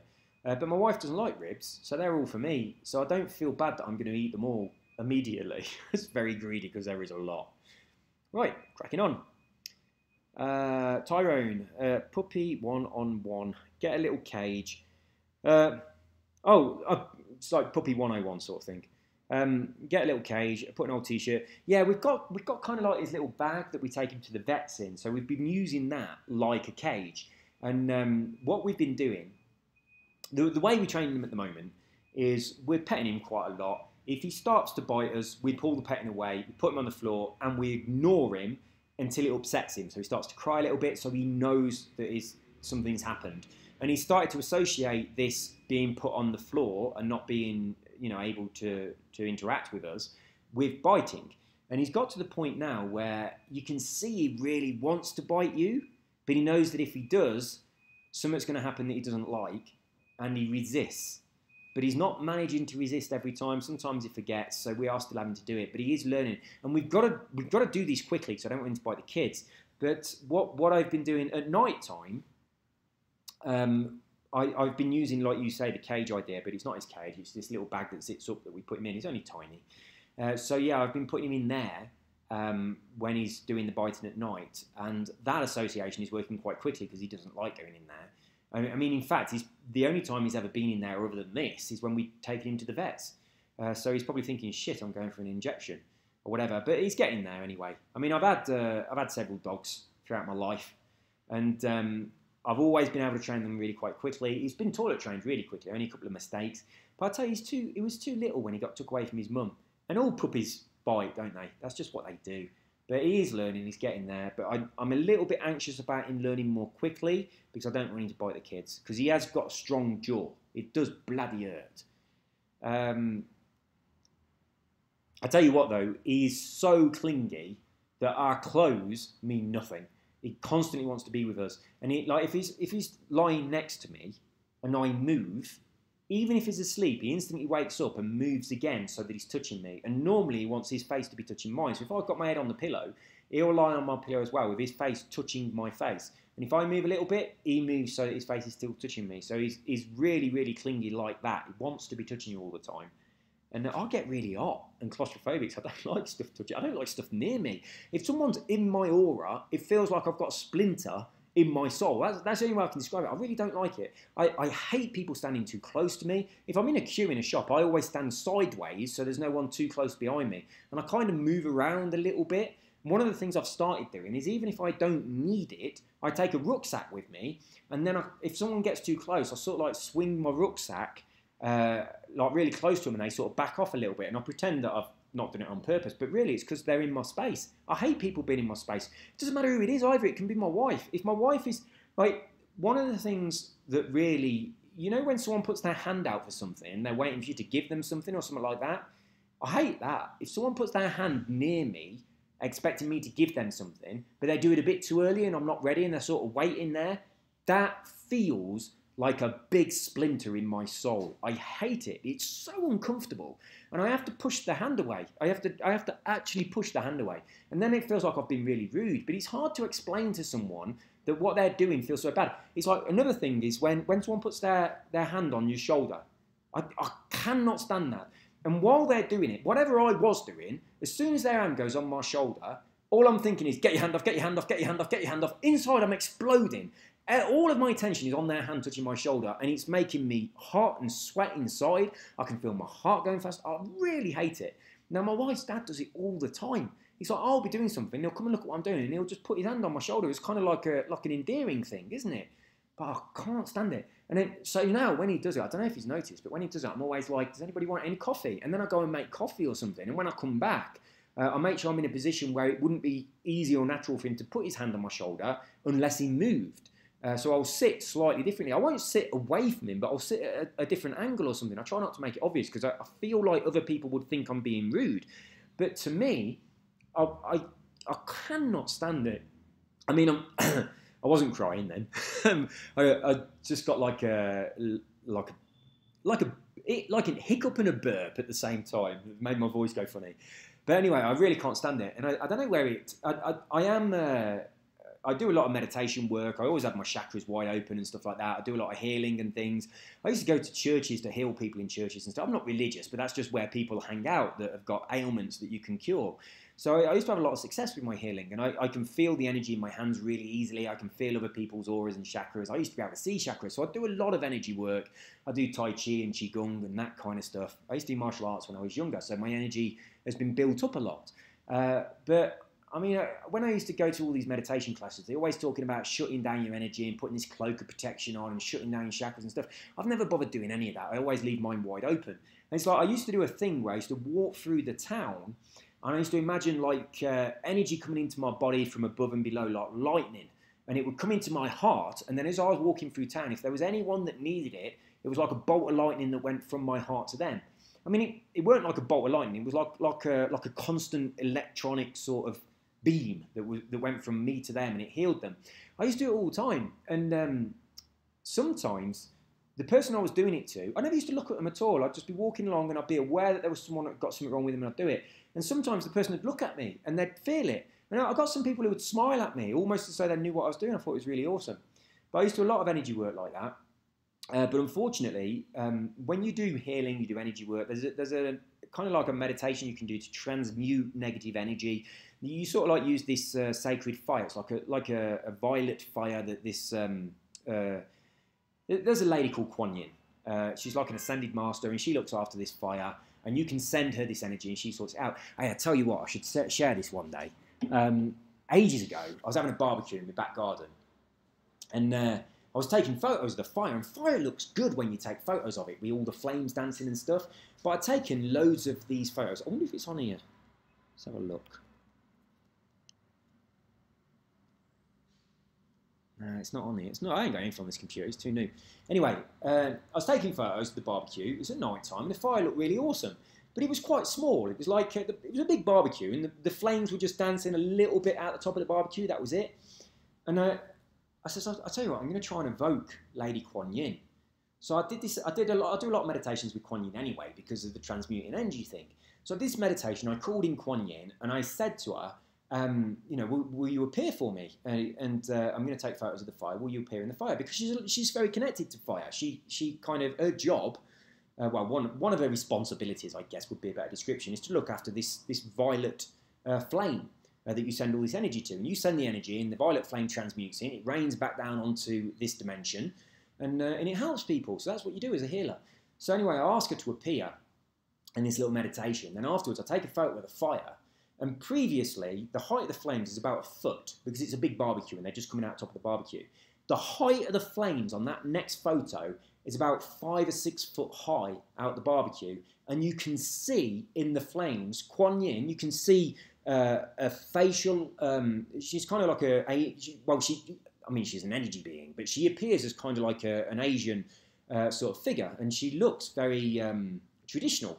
A bit like a Japanese sort of like Komodo type thing, and she has like dragons that fly around her and stuff like that. That's always the way she appears to people and the way she's depicted in art forms.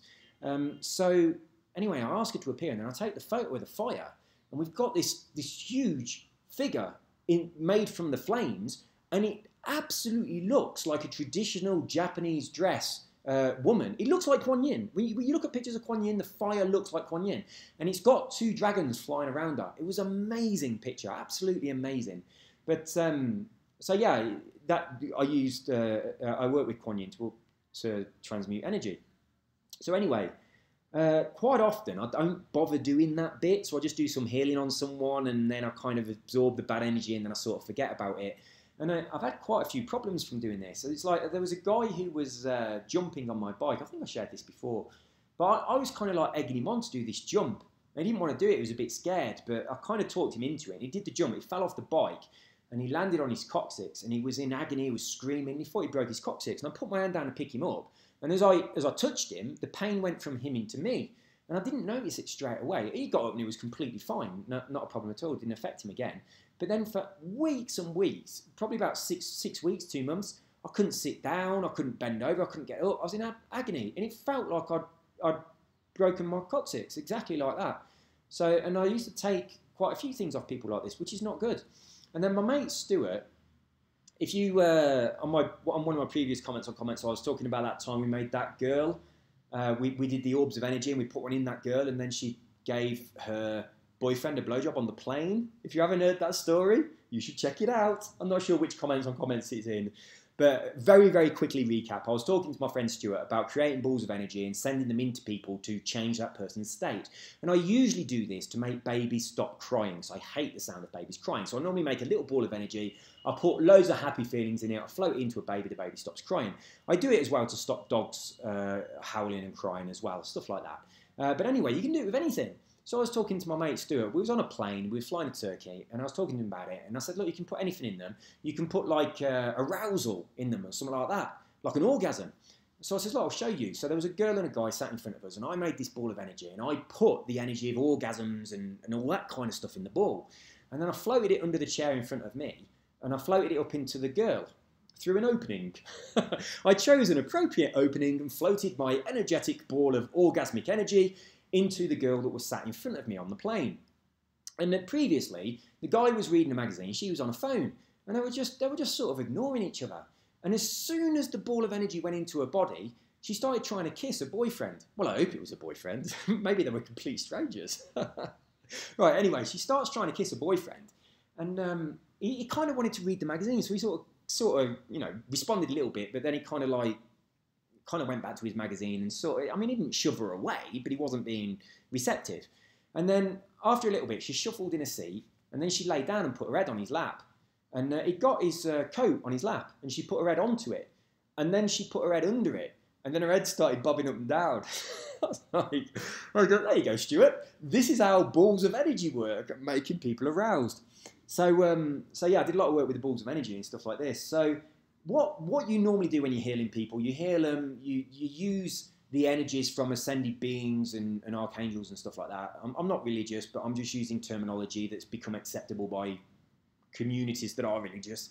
So, these beings are beings, like Archangel Michael and Archangel Gabriel and Raphael and all those people. You work with them for different things.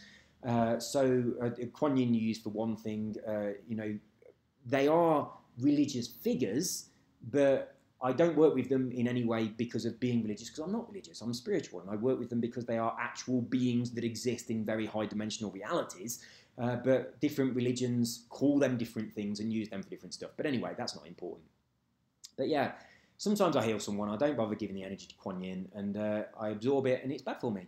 And my mate Stuart, the guy from the orb plane experience, he's a clairaudient psychic, which means he hears voices, not like a mental person would hear voices, but he has a spirit guide, and the spirit guide tells him stuff and what have you, and people who have passed over talk to him and give messages, that kind of thing. But I'm around his house, and we used to do a bit of a meditation class around there, and he goes, "Oh, I've got someone here for you, Steve." And I was like, "What?" And normally no one at all gives me any message, and because I'm quite awake and spiritual, there's no need for them to do that. Normally you have messages when you're off your path. That's why they give you messages. No, I'm not off my path. So anyway, it was my grandma on my mum's side. And that's weird. And he told me, he didn't know she was. He told me a name, and then he said the name of my mum and my auntie, like my grandma's daughters. And he told me some stuff about her and stuff. No, he didn't know anything whatsoever about her at all. But he says she's here, and she's such a frail lady. And so she's telling me that you got to be careful. And the message she'd come to give me was, be careful when you're healing people, because you ain't transmuting the energy properly, and that's going to cause you problems in the future. So yeah, I got a warning off my deceased nan, telling me that when I'm healing people, I've got to process the energy. I thought that was really awesome as well, because when my nan died, I was really quite little, and I wasn't doing this kind of stuff then. She wasn't a particularly spiritual person or anything like that at all, and she was never interested in that kind of stuff. But I really liked how the energy that she is as a spiritual being that once had a human experience, but that energy, her soul, whatever you want to call it, that was saying, "Oh, I need to have a chat to my grandson because he's putting himself at risk." I thought that was pretty cool, isn't it? So anyway, that happened. Right, why did we have that? I don't know. Oh yeah, this is the reason, because Tyrone said, "Put your puppy in a cage," and then we went on a tangent. So I'm doing energy work with the puppy anyway, also to calm him down and stuff. But I've neglected all that side of me a lot since I've been in Colombia. Excuse me. It's like I live on the top floor. It's not a tall building. There's only 8 floors, but we've got the top one. So I'm kind of very disconnected from the earth. Whereas when I lived in England, there was a portal of energy in my back garden. Really weird, actually, because when I moved into this house, I knew that portal energy was there before I moved in. I was aware of it spiritually when I went to the house. And the woman who lived there before was aware of it as well. She was a very spiritual person. She knew about it. And then a guy who was a friend of mine, his job used to be he used to go and clear, he's a really old guy. Weirdly, he was in my dad's class at school, and I didn't realise that until a lot later, but he's been my friend for a long time because of spiritual connections. And what he does for a living is he clears negative spirits from people's houses. And I tell you, some of the demonic things he has to deal with are insane. He goes into people's houses and he gets demonic creatures rushing up into his face, pushing him down the stairs, scratching him and stuff. He comes away with physical scratches on him from, energy beings. I tell I'm getting way off tangent here, ain't I? But anyway, this dude come round my house and he says, "Oh, you got a portal in your back garden." And I was like, "Yeah, I know I have, but it's not grounded." And it was kind of like this spiral of energy that was all over the place. So when I moved in there, I knew that I had to ground this energy. So I dug this big hole in my back garden. I filled it with all these crystals. I put a big crystal grid there. And before I put the crystals down, on my other YouTube channel, I had all the crystals on my coffee table and I videoed them. And I asked people on YouTube to give them energy and do like a meditation with them. And they were on the coffee table for a few weeks. And me and my ex were sat there watching telly. And all of a sudden you feel this immense energy coming off the crystals. I was like, someone's on YouTube watching my video working on the crystals. And you felt so much good energy that people were putting into them. I sort of did a meditation on them called the Macabre meditation that sort of protected them from anyone putting bad shit in. But I just don't think anyone would have done. So we did the meditation on these crystals. And then I did this big ritual in the back garden. I dug this big hole. I put all these crystals down in the garden in kind of like this grid pattern. I did like a load of meditations and energy work there. And then I built like a round patio on the top, and then I built a pyramid on the top of that. Not like a brick one. It was like a wood frame pyramid, but it's the geometry of a pyramid still works. And then inside the pyramid, I had a hammock hanging in there, so that when you were in it, it's like about 2/3 up in the pyramid, there is an energy. It's a place where energy spirals through, and it creates like something that can allow you to access 4th dimensional realities. And it's kind of, this is where the king's chamber is on the pyramids in Giza, and it's where the sarcophagus is. That sarcophagus was nothing to do with the burial chamber or anything like that. It's too big to go in and out for a start. It's bigger than the door. No one got carried into there. It's not anything to do with these kind of things, but it's a ritual where if you lie down in that sarcophagus, your pineal gland, which is like kind of your third eye, is exactly the point in that pyramid where this energy goes through. Now that energy activates your pineal gland, which wakes up your third eye, enables you to see other dimensional realities, and it enables you to activate your Merkaba field, which is an energy body that you can move between dimensions with.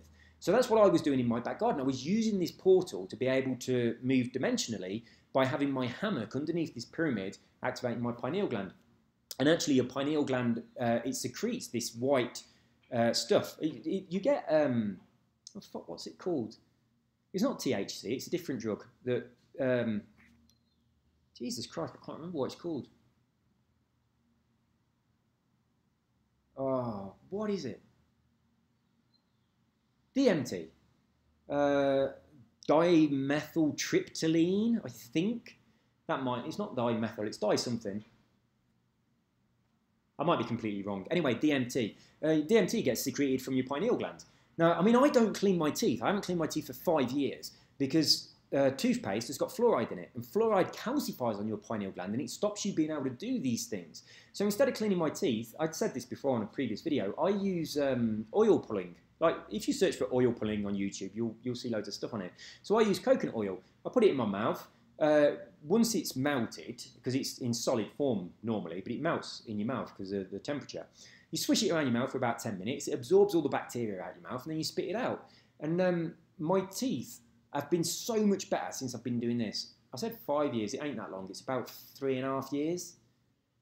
So the last time I put toothpaste in my mouth was about 3.5 years ago.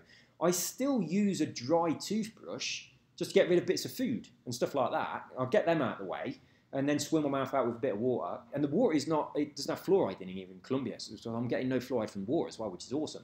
Then I do the coconut oil pulling. And since I've done that, my teeth are going whiter, and I knocked my teeth out with a skateboard years ago. So one of my teeth has got a root canal, it's going dead, it's slowly going brown. But I was on a video chat to my parents, and they said, have you had your teeth whitened? They said it's the front one that's going brown. But that is started going white from doing the coconut, which is awesome. But I haven't been to the dentist for fucking years. But before I started doing this, I was getting a lot of toothache, and I had a lot of problems with my teeth. And I was getting a lot of decay and stuff like that. And I was like thinking, oh shit, I best start and sort this out. And I had a private dentist in England that was really expensive. And he said, you need fillings here, and here, you need all this shit. And I was like, bloody hell. So I looked into alternatives for cleaning your teeth. I got into oil pulling, and I started doing that. And I never even went back to the dentist. And all those problems I had, they just all went away. So I don't need those fillings anymore. And my teeth are healing themselves. And they look and feel better. My gums look and feel better. So yeah, I do that instead of using toothpaste, mainly because of the fluoride. But that was what got me into it. But yeah, so when I was in England, I quite often used to sleep in the hammock in the pyramid in the back garden all night. I used to stay, and we had an old apple tree as well, and I had a hammock in there as well. So I used to sleep in the garden really often. And I mean, a garden is completely private. There's like really tall trees all the way around it, and even when it's raining, you don't where the pyramid is. There's hardly any rain goes there. It's like you can see the sky. So if the rain's coming straight down, you're all right. You get wet if the rain's coming straight down. But if it's at a little bit of an angle, it doesn't really get you because the trees are so tall and they're sort of surrounded. So I used to sleep out there every night really regularly. And quite often my cats used to come out and sleep on my lap in the hammock. But when I did that, I used to leave a glass of water on the grass. So it's absorbing the energies from the earth and also absorbing the energy from the sun. So I used to leave glasses of water out every single day. And I had a really good glass as well. It got like etched into it, the flower of life. So that's a really energetic symbol. So I'd drink that water every day. It kept me really grounded. And I was never ill. I wasn't ill for years and years, not anything. But since I've come to Colombia and I live in a high building, and sometimes I don't leave this apartment for several days. I mean, I go out on the terrace, and the terrace is bigger. That feels like I've been outside. So I don't actually go outside properly. And I could be here for an entire week without touching the ground. So I'm missing out on a lot of the stuff that I used to do that was naturally quite spiritual. I used to do a lot of meditation and yoga and all that stuff. I don't really do that anymore. I used to go to Tai Chi and everything and Qigong classes. I don't do that here now. I do it myself at home, but not as disciplined as I did when I actually went to a class with other people, so I'm not getting that benefit. But I mean, I was at a gym here, which I really liked, but my membership, I had 4 months membership and it expired a couple of weeks ago. And I haven't renewed it because in Bogota, there's quite a lot of outdoor gyms. And there's an outdoor gym that's just down the road. It's quite good, actually. It's got a lot of equipment. And it's kind of in like there's like a basketball court and a football thing, and then there's this outdoor gym. And it's not very far away. So I was thinking, instead of redoing my membership to the gym, I was thinking of just going to that one instead, and then trying to be a bit more connected with nature. I mean, there's a load of nice trees there, and there's loads of grass, and you can just sit on the grass under a tree and stuff. So, I mean, sitting with your back to a tree on the grass, and you're in the energy field of the tree then, because the energy coming down from the leaves into the roots and rotating around, you can kind of communicate with the tree a bit. I used to do that a lot in England. I used to sit in the parks with my back against the tree and just sort of like make friends with the tree. But I don't do that here, so I want to start going to this gym. It's going to be free as well, which is awesome, and take advantage of that instead. Let's crack on, shall we? You drove that? I thought so as well. Thank you very much. I thought I drove surprisingly well in that car. I mean, my driving ain't good, but for me, that was pretty good. I do love the car. I really do. I like the tune. Really nice. I'm not going to read all this out. A little bit of conversation about our times and stuff. I haven't read these last few, though, so let's have a look. Well, I've read that because it's mine. I wrote it. It's me going about the tune. That car and tuning are really good. You can push it further than your instincts tell you. No traction stability control with ABS on makes it rather beastly. I might try that actually, because I've got traction stability on at the minute, whereas normally I have them off. I've also got automatic gears, whereas normally I have manual. But I'm going to stick with the automatic for my videos because I get too distracted. But I'm going to go and get them ribs in a minute. I love the sideways in that car is beautiful.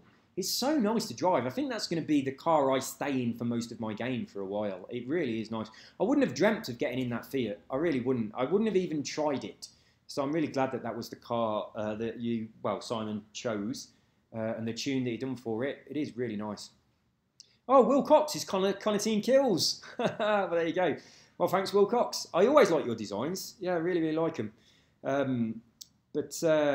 I don't know why you don't win. It's like you were hands down. You know the one you did with the melting thing on the side? As soon as I saw it, I thought hands down the winner. You got 2 bloody votes.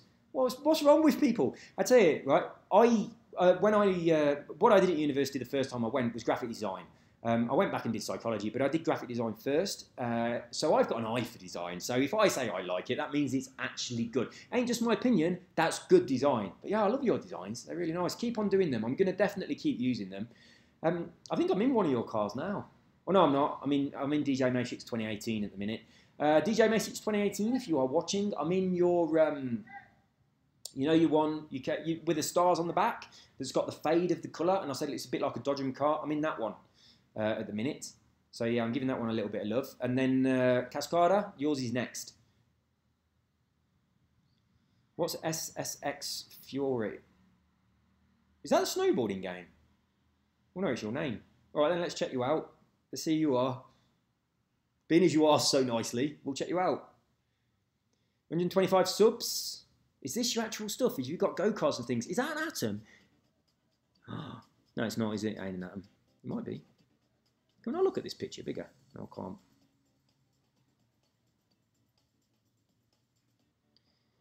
I bet, well, I'm going to pause this video because that bit of music you got in that video might get me a thing. It's just like, I get him for the most stupid things.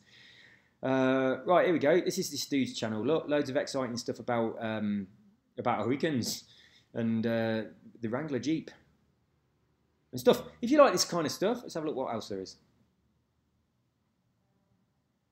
If you like this kind of thing, check him out. Bit more real life stuff than my things. Mine's a bit more gamey. But there you go. If you like this stuff, there you go. SSX. I can't say your name. I thought it was a snowboarding game like FSX Tricky or something. If you like the look of this person's channel, then go and subscribe. Right. First love the bits. Which one was it? Oh, that was the one where you weren't first. There was a bunch of comments before you, and then yours said first. That's why I gave it the thumbs up. It made me giggle. Right, what we got here? Post Goliath. If you do a glitch and then scare others from doing it, you are by definition an arsehole. Why? If I do a glitch and then I scare others from doing it, it's because I ain't bothered if my account gets cancelled and banned. That don't make me an arsehole. That makes me respectful of other people's accounts. If I do it and then say, go on guys, you do it as well, and then I'll get banned and they get banned, they'll be like, what a shit, that guy was an arsehole, weren't he? He got my account banned. But if I do it and then say, look, I'm doing this, but I ain't that bothered if I get banned, but be careful, you guys, if you are bothered about getting banned, then maybe this ain't for you. Fucking idiot. I very rarely give a thumbs down, but you've got totally the wrong end of the stick there, mate. That don't make me an arsehole, it makes me the opposite of an arsehole, you arsehole. Right, Cardiff City Football Club, Jack Fox for whoever this is, Merthyr. Nice Welsh accent, Butty Batch. What the fuck? Welsh? My accent ain't Welsh. What's a Welsh accent like? I've got relatives that live in Wales. They're not Welsh though. They don't live in Wales anymore. They live in North Carolina. I can't even think what a Welsh accent is like. What I've got going through my head is like a Norfolk accent or Dorset. Like a sort of person that's a farmer and always speaks like this. Sounds a little bit stupid, but talks really fast. Sounds like a bit of a good lad. But if you ever buy something from him, it's probably going to be broken, kid. So you want to be checking that before you take it home. Right, that to me, if I try and do a Welsh accent, that's how it sounds. Boyo, boyo. That's Welsh. Ah, fucking what is it? Someone and someone. What's his name?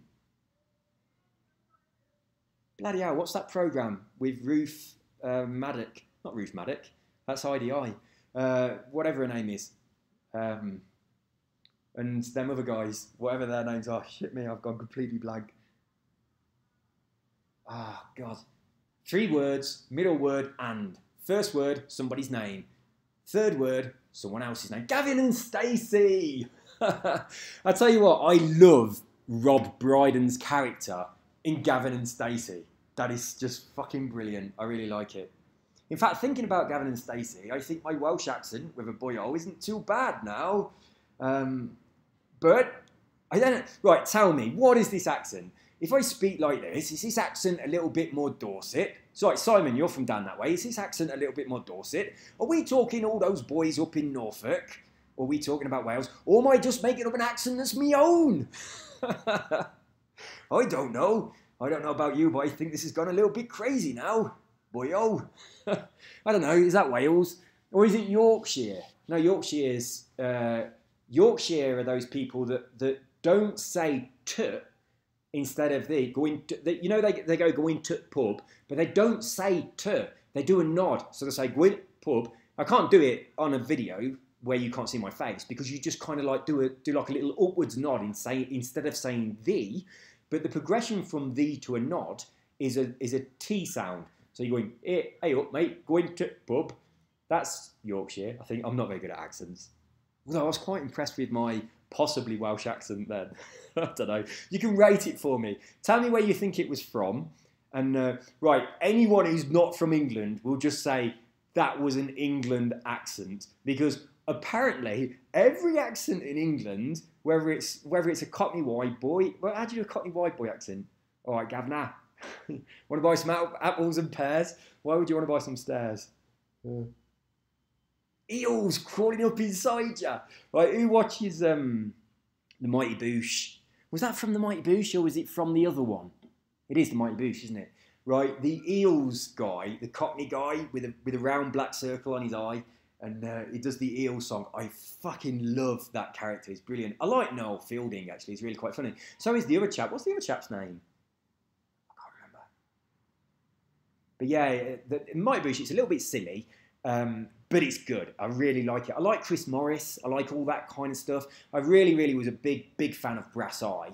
And like Not the 9 O'Clock News, going back, you know, much further to different people. And what was the one with Comic Strip Presents? Oh my God, that was fucking amazing. I really liked that. But anyway, the Cockney geezer, I'll cut you up. I'll stick him with a blade. I often say that when I'm playing a game. What's that come from? That comes from The Craze, doesn't it? It's from Harry Enfield doing The Craze, taking the piss out of Spandau Ballet because of Martin Kemp. Not Martin Kemp, the other one, his brother. Gary Kemp? Yeah, being one of The Craze. Man, a lot of good memories from that stuff. But yeah, I really liked Mighty Boosh. The other thing, I can't remember the other guy's name. Not Noel Fielding, the other guy who likes his elbow patches on his jackets. They're bloody lovely. But with his tiny eyes. And they're also, both people, the guy that plays Renom from, what's it called? The thing with Renom in. IT Crowd. But not Chris Morris, the new guy, who was Chris Morris's son, who is also like the zookeeper in not the Mighty Boosh, but the other program that's got Noel Fielding and Chris Barrett. I'm tempted to say, but that don't sound right. Someone Barrett. I can't remember. Another thing I really, really like that I think is so underrated is Flight of the Conchords. That is such a fucking good show. It really is. It's brilliant. And I love the little songs that they do when it's in their imagination are brilliant. The hippopotamus and the rhinoceros, and also the I'm David Bowie. That's just so fucking good. That guy is brilliant. What's his name? Not Brett. Here, Brett. The other one. Fuck, I can't remember his name, but he really looks like Jeff Goldblum, doesn't he? Looks like him a lot. But yeah, if you've never watched it, Flight of the Conchords is fucking brilliant. It really is. So well written. It's so clever. And those guys, there's an episode where they take acid, and oh my God, it is amazing. It's amazing anyway, but it's much, much more amazing if you can associate to what it is they're experiencing, which I'm sure quite a few people listening to this can. But yeah, that is so good. And they're a bit nervous about taking it, so they're cutting it and they're trying to take a little bit, then a little bit, then a little, and even tiny. They've got this little tiny bit at the end, and then he takes it by accident, and it's just brilliant. It's done so well. If you haven't seen it, watch Flight of the Conchords and look out for that episode. It's brilliant. It's the episode with the goths. I think it might be called something to do with goths. But yeah, that is a brilliant show. If you like any of that kind of off the wall stuff, like all the shows that I've just mentioned, and you haven't watched Flight of the Conchords, you've got to get on it. It is so well done. There we go. That's my Welsh accent for Jack Fox. Or is Jack Fox someone that you want? Right, I don't know how I read this, right? Possibly Cardiff City Football Club has got someone called Jack Fox, and they have a special elite team called Merthyr, and you want Jack Fox to be in the Merthyr squad, or you are Jack Fox, and Merthyr is your loving partner who you are devoted to, and you're saying, Jack Fox for Merthyr forever. I don't know how to understand your name, but thank you for complimenting my my accents. And on that note, I'm going to go and get those ribs. Right. Stay asleep. Good boy. Have some beer first.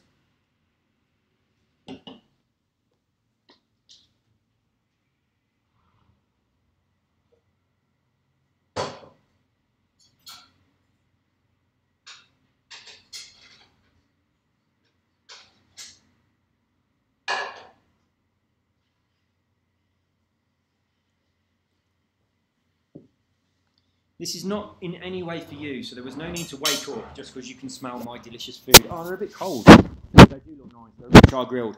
Right, I'm going to eat these while I'm making this video. I'm nowhere near the microphone, and I don't want anyone to knock one off over the sounds of me eating this food, okay? So if you're one of them people, then I kind of hope it doesn't send you to sleep.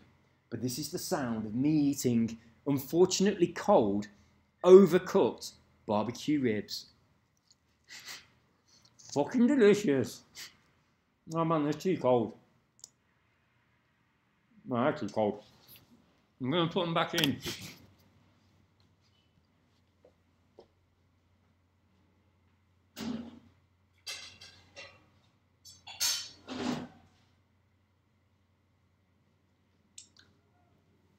Right. I put them in that air cooker thing. There were too many originally, it didn't all fit in there. There's a fucking lot of them. Why is it so smoky in here? That's a bit weird. But I've put them in the air cooker because that's got a timer on it. So in about 5 minutes it'll ping and then they'll be nice and toasty. Right. Wow, and I thought I had bad lag. Yeah, that was ages ago. I was using a different recording system that had really, really bad lag, but I've sorted all that out now. I bought an Elgato card and it records at a lot faster rate. What did I do on this that made you cry? Trials Rising. I was quite excited about that game, to be fair. You know, I haven't actually bought it yet. The reason I ain't bought it, although I'm going to play it, absolutely, but I'm finding that I haven't got much time to play, and there's some other games. I've just spat a little bit of meat on the keyboard. That's okay.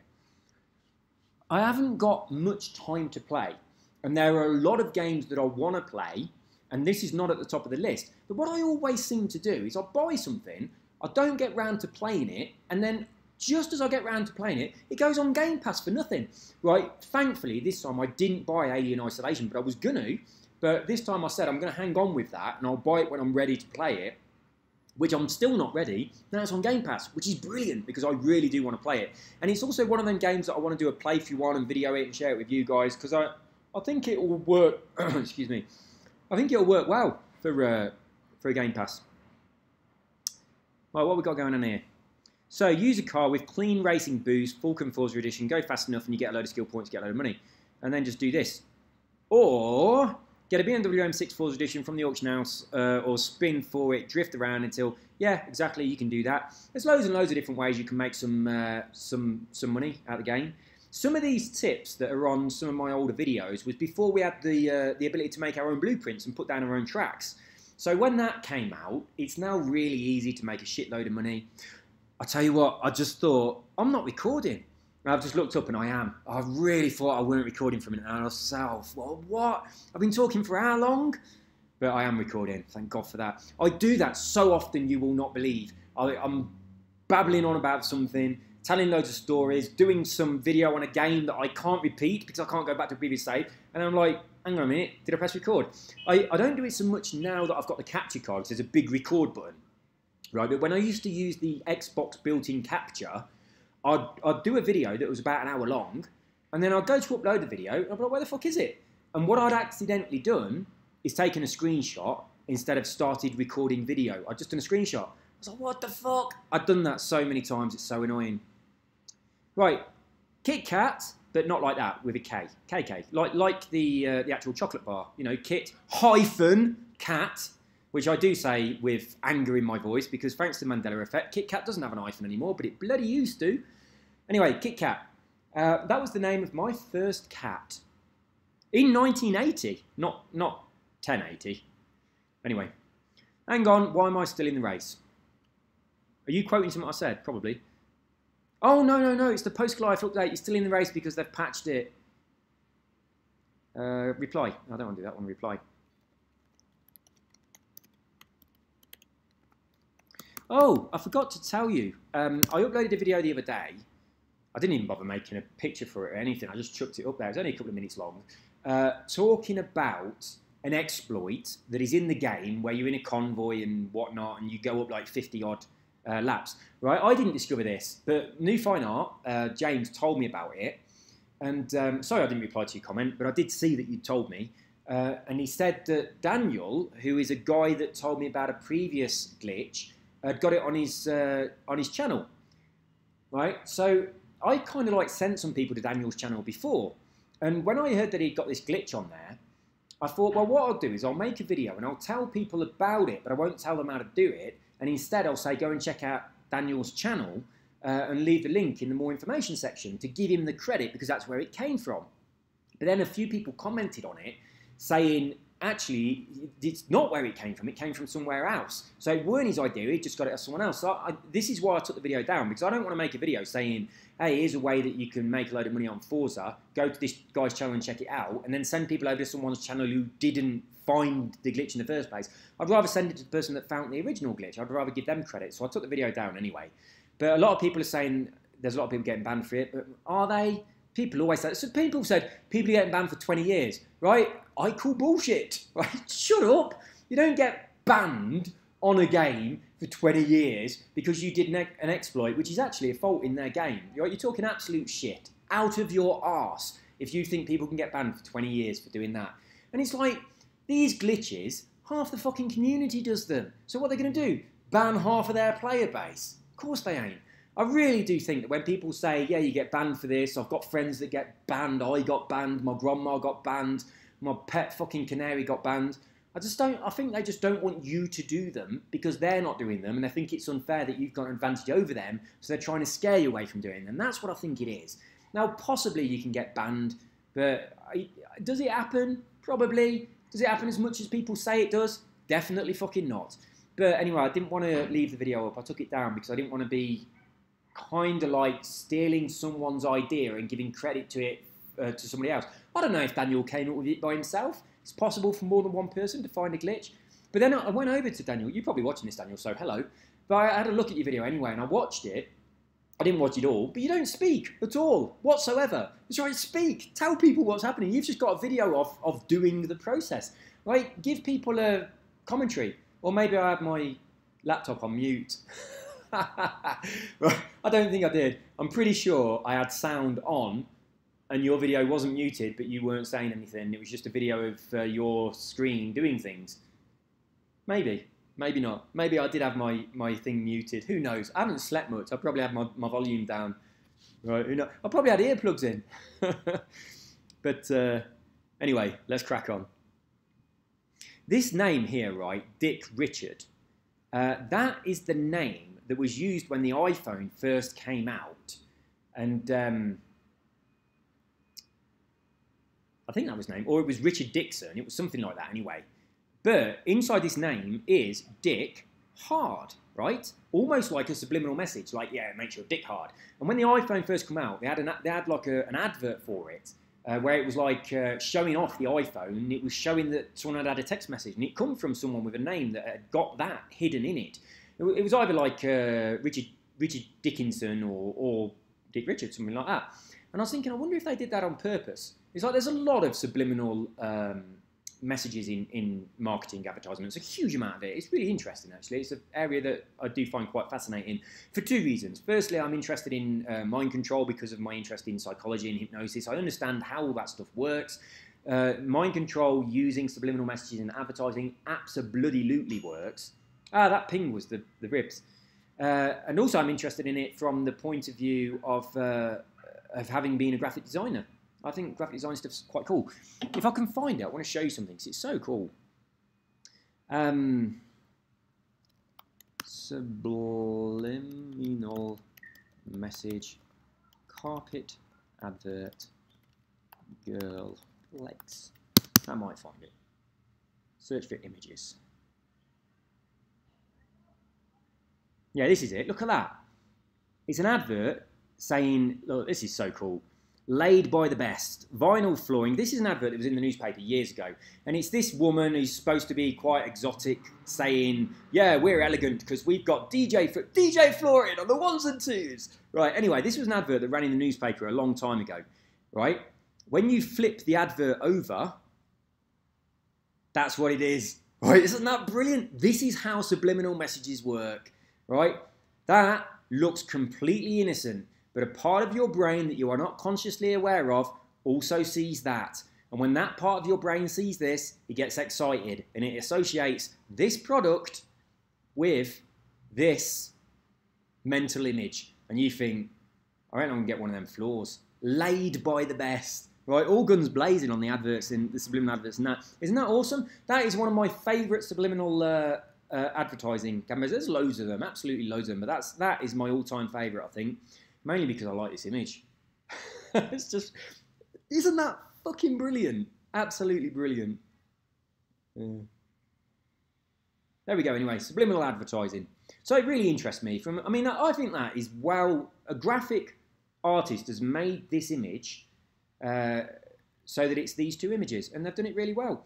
And if you just show that to someone, very, very few people would pick that out. Very few people.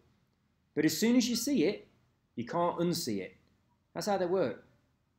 But until you see it, you look at this, and for some reason you think, I like looking at this picture. I think these floors will be good, you know? But you don't know why. You have no idea why it is. And the reason is because there's a little part of your brain that's all pervy going, oh yeah, check her out. Check out this girl giving herself a bit of a finger bang. That's the reason they work. So I wanted to share that with you guys because Dick Richard made me think about it. Anyway, what we're talking about here. Getting free money on The Sims. Yeah, this guy does this one look. Right, people who people who play The Sims, watch this. This is a better tip than the one that I do in the video, but I imagine that the people that watch The Sims, play The Sims, don't watch my comments on comments. Right, here's James, the new fine art, who is also XNY1 on Xbox. So when you're seeing the group and you see XNY1 posting in the group and doing all different bits and bobs, that's this guy.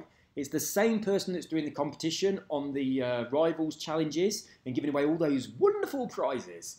Yeah, so now you know those three people. So if I talk about James, or if I talk about the new fine art, or I talk about XNY1, they are all the same person. Right, I do just to let you know that there is an exploit on the... Oh yeah, this was it. So this was him saying there's an exploit, and he said Daniel's put it on his thing, and that's why I did that video, but then I took it down. So, actually, I thought you'd sent me the message on Xbox. I didn't realise you'd put it on here. But that's where it all come from anyway. James sent me this. I didn't reply, and but now I've replied. Limited damage glitch. Oh, I can't get this to work. You still have the ability to do this? Yeah, it still works. Bought the game 2 weeks ago, roughly, and it has all the upspecs. It still works. Ben Little, it still works. I used to have a mate called Ben, and I saw him in...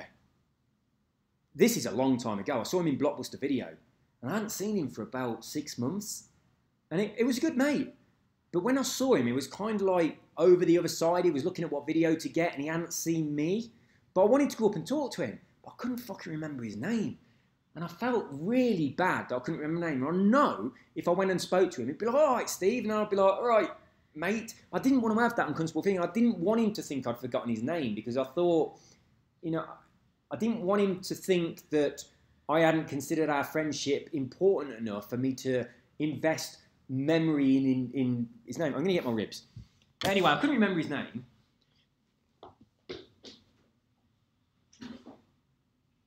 Oh, they are very hot.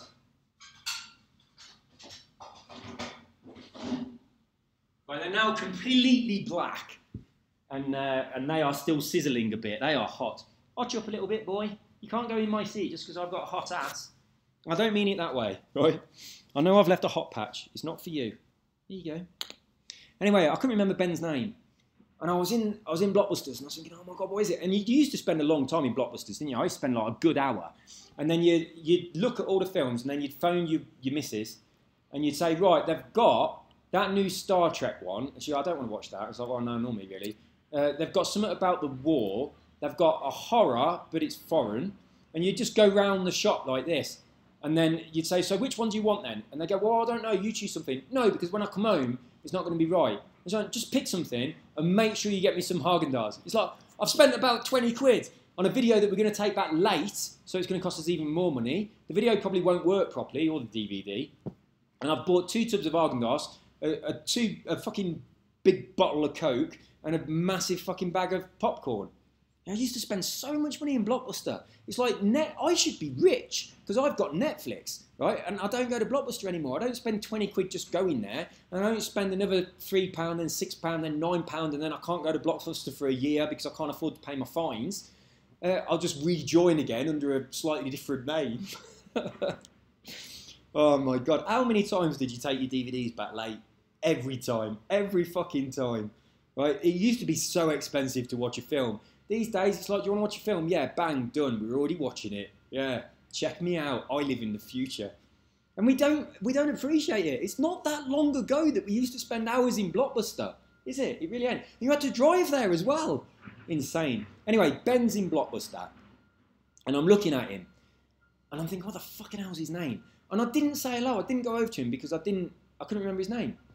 And right, he was wearing a Ben Sherman hat, like a beanie, with Ben written on it in big fucking letters. So I'm looking at him, trying to remember his name, and on his head, in block capital letters, is the word Ben. And I couldn't remember it. And it weren't until he left the shop that I suddenly went, it's Ben. And then I thought, oh my fucking God, he had it written on his head the entire time. Awesome. Well, I'm not going to thumbs up or down this. If you watch this video, you know it still works. I don't know which bit of it you can't do. So if you post another comment saying which bit you're having difficulty with, I might be able to give you some advice. But there's so many elements to that glitch I don't know which, but you're struggling on. If it's just the duplication, then I've got another video, say duplication glitch controller view. There's probably a link to it in that video, actually. Have a look at that, and it shows you what my fingers are doing. You should work it out easy. Right, Alex, you really have no clue how to navigate the Forza. You complete plum. Right, how to navigate on Forza. Sorry, I can't read either. I must be a total plum. In my defence, that menu system is shit. It is absolutely shit. But yeah, I am such a spoon when it comes to navigating it. But I'm going to eat some of this. I don't care. There are many things in my life that I can do exceptionally well, better than the majority of the people on the planet. And there are other things in my life that I stumble my way through like a fucking idiot, like a giant plum. And unfortunately, this is quite chewy. Navigating my way around Forza, ridiculous menu system, is one of those things that I ain't quite got the hang of. But I don't see it as a really important life skill, so I ain't that bothered really. I'm quite happy with... God, I can't eat very well either. I'm really struggling with this. I've cooked it for too long. I'm quite happy with the things I can do. Right. Mr. LSD. This looks like a million times better than that pile of cack you were playing the other day. Yeah, you're right, it is. Trials is brilliant. Yeah, I like this as well. This is kind of like a... Trials have always done this from the very beginning. You always die in some crazy way at the end. Trials HD, the original one, I mean, it was on the Xbox 360, but it looks amazing. It still looks amazing now. I do still play it quite often. And it looks like a good Xbox One game. And it's really fucking old. I've played that to death. I love it. It's brilliant.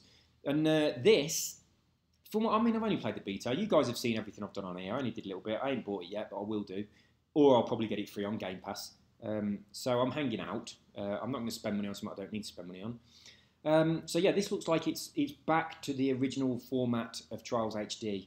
And if it is, then that's good. I always thought it was called Trails, but no, it's Trials. Unless that's another Mandela effect. I don't think it is. I just think I remembered it as Trails. But it makes more sense that it's Trials, because they are Trials. So that makes sense. So why would I have ever thought that it was Trails? But I don't know. Anyway, I thought it was Trails, like AI, but it is Trials. But I'm nowhere near certain enough to say that something spooky is going on to do with parallel universes and CERN fucking around with Higgs bosons. And I'll tell you what, I was reading this thing from this dude on 4chan, and he was talking about, you might read it yourself, he was talking about all the different Mandela effect changes and stuff, and he was saying this, like, I don't know if there was 12,000 or something like that, or 1,200, definitely started with 1 and 2, could have been 12, I think it was a big number. Anyway, it was talking about some of the different changes, some of the reasons the changes have happened and different bits and bobs, and something to do with how they're doing it. And he was talking about the concept of Russian dolls and dimensions in dimensions. And when we affect something on one dimension, it affects something on another dimension. So if we have the ability to manipulate things at one level, it affects other layers. And then he was also talking about, which I found very interesting, like you talk about your conscious mind, your subconscious, your superconscious, your collective conscious, and all that kind of stuff. And if you can access those levels that are the pool of consciousness that everyone has access to, and you can manipulate those, then everyone's personal experience in their conscious mind is going to be affected by that. So if you can hack that, like hacking the Matrix, essentially you're changing everybody. But he said, and this was really interesting, he said there is one dude, his name is probably Neo, who is fucking all this up. So they're trying to do these experiments and they're making all these changes, and we're not supposed to be aware of it. But some of us can see it and some of us are aware of it. But this is being caused by this one dude. Now, there's a guy called Drumvalo Melchizedek who I shouldn't have said his name, because they're trying to find this dude and stop him, and I think it's him. Anyway, Drumvalo, I'm going to go a little bit crazy here. Well, I'm not going to go crazy. I'm just going to talk about stuff that is outside the box. Drumvalo Melchizedek is a being that can remember before he was human. And before he was human, he remembers a lifetime that he had when he was a very, very, very high spiritual being. And he was sent a mission to become human and bring something to the human consciousness. Now, in order to be able to do that, he had to step down his energy, because there was no way that he could be born as a human. It would be like trying to put a ridiculous amount of electricity through a farty little fuse. It would just blow the fuse. So he went through hundreds of thousands of years of learning everything about the history of the Earth, learning all about humanity and lowering his energy through many different not manifestations, many different incarnations of beings that are higher vibration than human, but stepping down from what he used to be. And then for a long time, he spent a long time connected to the energy of an orca whale on an oceanic planet that is connected with the twin star of our sun, and learnt about the history of the Earth. And when you watch him talk about this stuff, he considers that whale energy to be his mother. And he spent thousands of years connected to the energy of this thing. And when he talks about it, it's like the fondness and the compassion is unbelievable. It's so like tear-jerking to watch. But then he got born as a human. And the first time he came through as a human, his energy was still too high. He couldn't handle it. So the birth miscarried. He couldn't. His energy was way too high to be a human. And in fact, one of the things that people do, if you have a being that is a very high spiritual vibration and they want to have a life as a human, they have to go down through this stepping down process. So what they quite often do is they go into a fetus that is going to miscarry. Now, on a subconscious level, the parents of that baby will know it's going to miscarry it, and they will have agreed to do this. But when you're born, you forget all that stuff, and then you just get really upset because your baby died. But then what quite often happens is that spiritual soul energy goes into that fetus. That fetus dies of a miscarriage, and that lowers their energy down some more towards humanity, and then they get born again. Normally to the same parents, and then they might die from cot death because they're still too high a vibration, and then they get born again. So when you get families that really, really struggle to have babies, especially now, because we've got a lot of very high spiritual beings coming into human bodies, quite often they go through this process of being a stillbirth, a miscarriage over and over again, and then an abortion even. They can do it that way. The agreement can be, hey, I need to step myself down. I've got to find myself a couple of parents that are going to be willing to sacrifice me so that I can step down to the next level. So that sometimes is an agreement that is made at a very deep spiritual level before we become human, and then we forget about it. And then we put our human understanding onto that, and we say that all these things are very bad and all that kind of stuff, and there's a lot of controversy over it, when really that was, in some cases, meant to actually happen in order for a very spiritual being to have a human experience. So you do this stepping down process, and then you get born as a human, and you really ain't still human level, so you get diagnosed with all sorts of mental conditions, like Asperger's or whatever, or you're an idiot savant or whatever, because you're still not at the level of human. You're operating at a higher vibration. I think a lot of Down syndrome people are like this. You get a Down syndrome person, and they are incredibly loving. There's a lot of unity. There's a lot of compassion there. They're very spiritual beings, but they still ain't properly got down to the level of what you might consider normal humanity to be. And I don't mean that in any negative way. It's actually a very complimentary, positive thing for someone who suffers from Down syndrome. So just imagine that stepping down process. Anyway, this dude, Drunvalo, he goes through this stepping down process. And he got born. And then the next time he was born, well, that's making a fucking lot of noise outside, isn't it? Oh, I'll have something to eat while the JCB does a little bit of crashing around.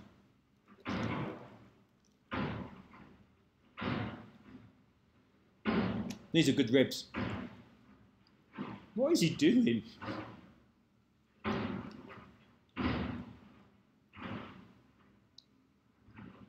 Janie's just angry, and that's him smashing someone's car with a JCB, or his boss. Anyway, this dude is then born. His energy is still too high to be one human, so he's born as twins. And the twins couldn't handle being human. There was still too high energy.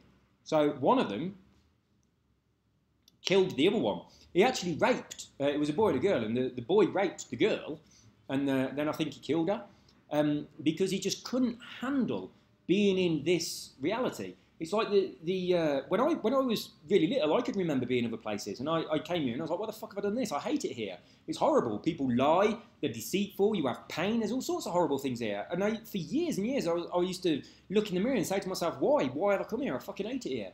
And I wanted to go back. I tried to go back once, and then I had this experience with Men in Black, and they stopped me from going back, and it was a really changing point in my life where I stopped being able to do a lot of the spiritual things I could do. But anyway, this dude's born as two humans. They can't handle the energy of being human at all. It's visceral, and it's sticky, and the sexual energy is really overpowering. And so you get a lot of people who are sexual deviants and stuff like that. But he ended up raping his sister. And then after his sister had died, he then held his breath until he died. Isn't that weird? You try and... No, don't actually, because I might get in trouble. But we have a built-in mechanism that stops us from doing that. But no, he sat there and he just held his breath until he died. And he left that body and then he got born again. He fucked up on the next one as well. So on his next life, he did something called a step-in. And what had happened then, there was a guy who... in like spiritual dimensions made an agreement to be born as a human. This guy educated himself in a lot of ways that were very important for this other dude. Like he learned about geometry and mathematics and all sorts of things. And he got to about 40 years old. He got a wife and kids. And then the dude just goes into his bedroom to meditate. He stayed in there for 3 days. And whilst he was in there, the soul, like, inside that man left, and then this Jumbo dude comes into his body. It's called a step-in, and it's a way of becoming human without having to go through the process of birth and aging and all that nonsense. So he steps into this other dude's body at 40 years old, and then that guy walks out the bedroom, don't even recognise his family and his kids. Obviously, the family breaks down and stuff, and he starts his life mission of what he's come here to teach people. And, I mean, the wife and the kids and all those... on a deeply subconscious spiritual level, they will have agreed to do this as well. And then they were born and they forgot all about that. And then they, you know, the woman met a guy, she fell in love, she had a family. One day her husband went into the bedroom, come out and he was a different man and everything fell apart and obviously she weren't happy about it. So, I mean, we make agreements at a soul level that we honour in the physical world, but we're not happy about honouring them because we forget the agreement and the reason behind it. And that's what this woman did. It's what a lot of people do. Right, anyway. So, this dude, Jumbo, he came here to teach the Merkaba meditation, which is what I was talking about earlier. When you do the Merkaba meditation, it enables you to move between different dimensions. You can do it completely yourself now, but years ago you used to have to use things to help you. And one of those things would be the pyramids. They help you to do the Merkaba meditation. But these days, the energy has changed on the earth, and we can just do it ourselves. We're much more spiritually evolved beings. It doesn't seem that way, because we've taken a step down to go up. But the energies that are here, that are accessible to us, means that we can activate our Merkaba field, and we can travel in this like counter-rotating electromagnetic field of energy that enables you to shift between different dimensions just by doing a meditation. It's a very specific meditation. You have to move your body in certain ways, touch certain meridians, say certain number sequences, and breathe in a certain way. It's quite complicated. It's difficult to learn. When I learned it, I had to go away on this workshop. But anyway, he came here to teach that. So he came here and he taught that. I learnt that from a woman down in Dorset, in Poole. And actually, really amusingly, little side note, that woman changed her name because her original name, she's quite an old lady, but her original name is Ann Summers. So when the lingerie and sex toy business Ann Summers came out, that wasn't really very fitting with what this woman was, so she changed the name. Her name now is Armana. But Armana, she is the most spiritual person I've ever met. Now, Kutumi, which is my name on YouTube, that comes from Lord Kutumi, who's an ascended master, a bit like Lady Kuan Yin. But Armana is a channel for Kutumi. So when I was on this course with Armana, Kutumi came through Armana to speak to me, and he talked like we were old buddies and we'd known each other for ages. But when she was talking as Kutumi, she totally changed. She looked like a man, her face changed, all the muscles changed, her voice changed, her posture, everything. And as soon as Kutumi come through, I felt like, oh my God, it's this dude, I haven't seen him for ages. It felt like an old friend, really felt connected. It was amazing. But anyway, she was one of 2 people in the country that taught this meditation. So when she was teaching the meditation, it was quite a new thing. Now, when you do this meditation, it creates a huge amount of energy. And when I first started doing it, there weren't many people in the country doing it. So I was doing a demonstration with my mates. And every time you did the meditation, black helicopters would come up because there's equipment that is able to detect the energy that your body is giving off while you're doing this meditation. And the amount of energy it gives off is like a small town. So when they detect this, like, what the fuck is going on here? Is this some sort of weapon that someone's got? And they send all these black helicopters over to come and see what's going on. So when I first started doing this meditation, every time I did it, we had helicopters turn up, which I thought was quite awesome, to be honest. But if you, I mean, I was showing my mates the meditation whilst I was camping in Wales. I was in forest fields in the Brecons. And we're camping there and we got this light hanging in the tent. And there's this bit of the meditation where you burst this energy and you have to go with your mouth as you do it. And I did that. I mean, the light was quite dim, but when I did the burst, the light was fucking so bright. The energy hitting the light bulb of our lamp in the tent, the energy just gave it so much power that it was like a bright spotlight in the tent. The whole tent was glowing. It was amazing. But anyway, Drunvalo come here to teach that meditation.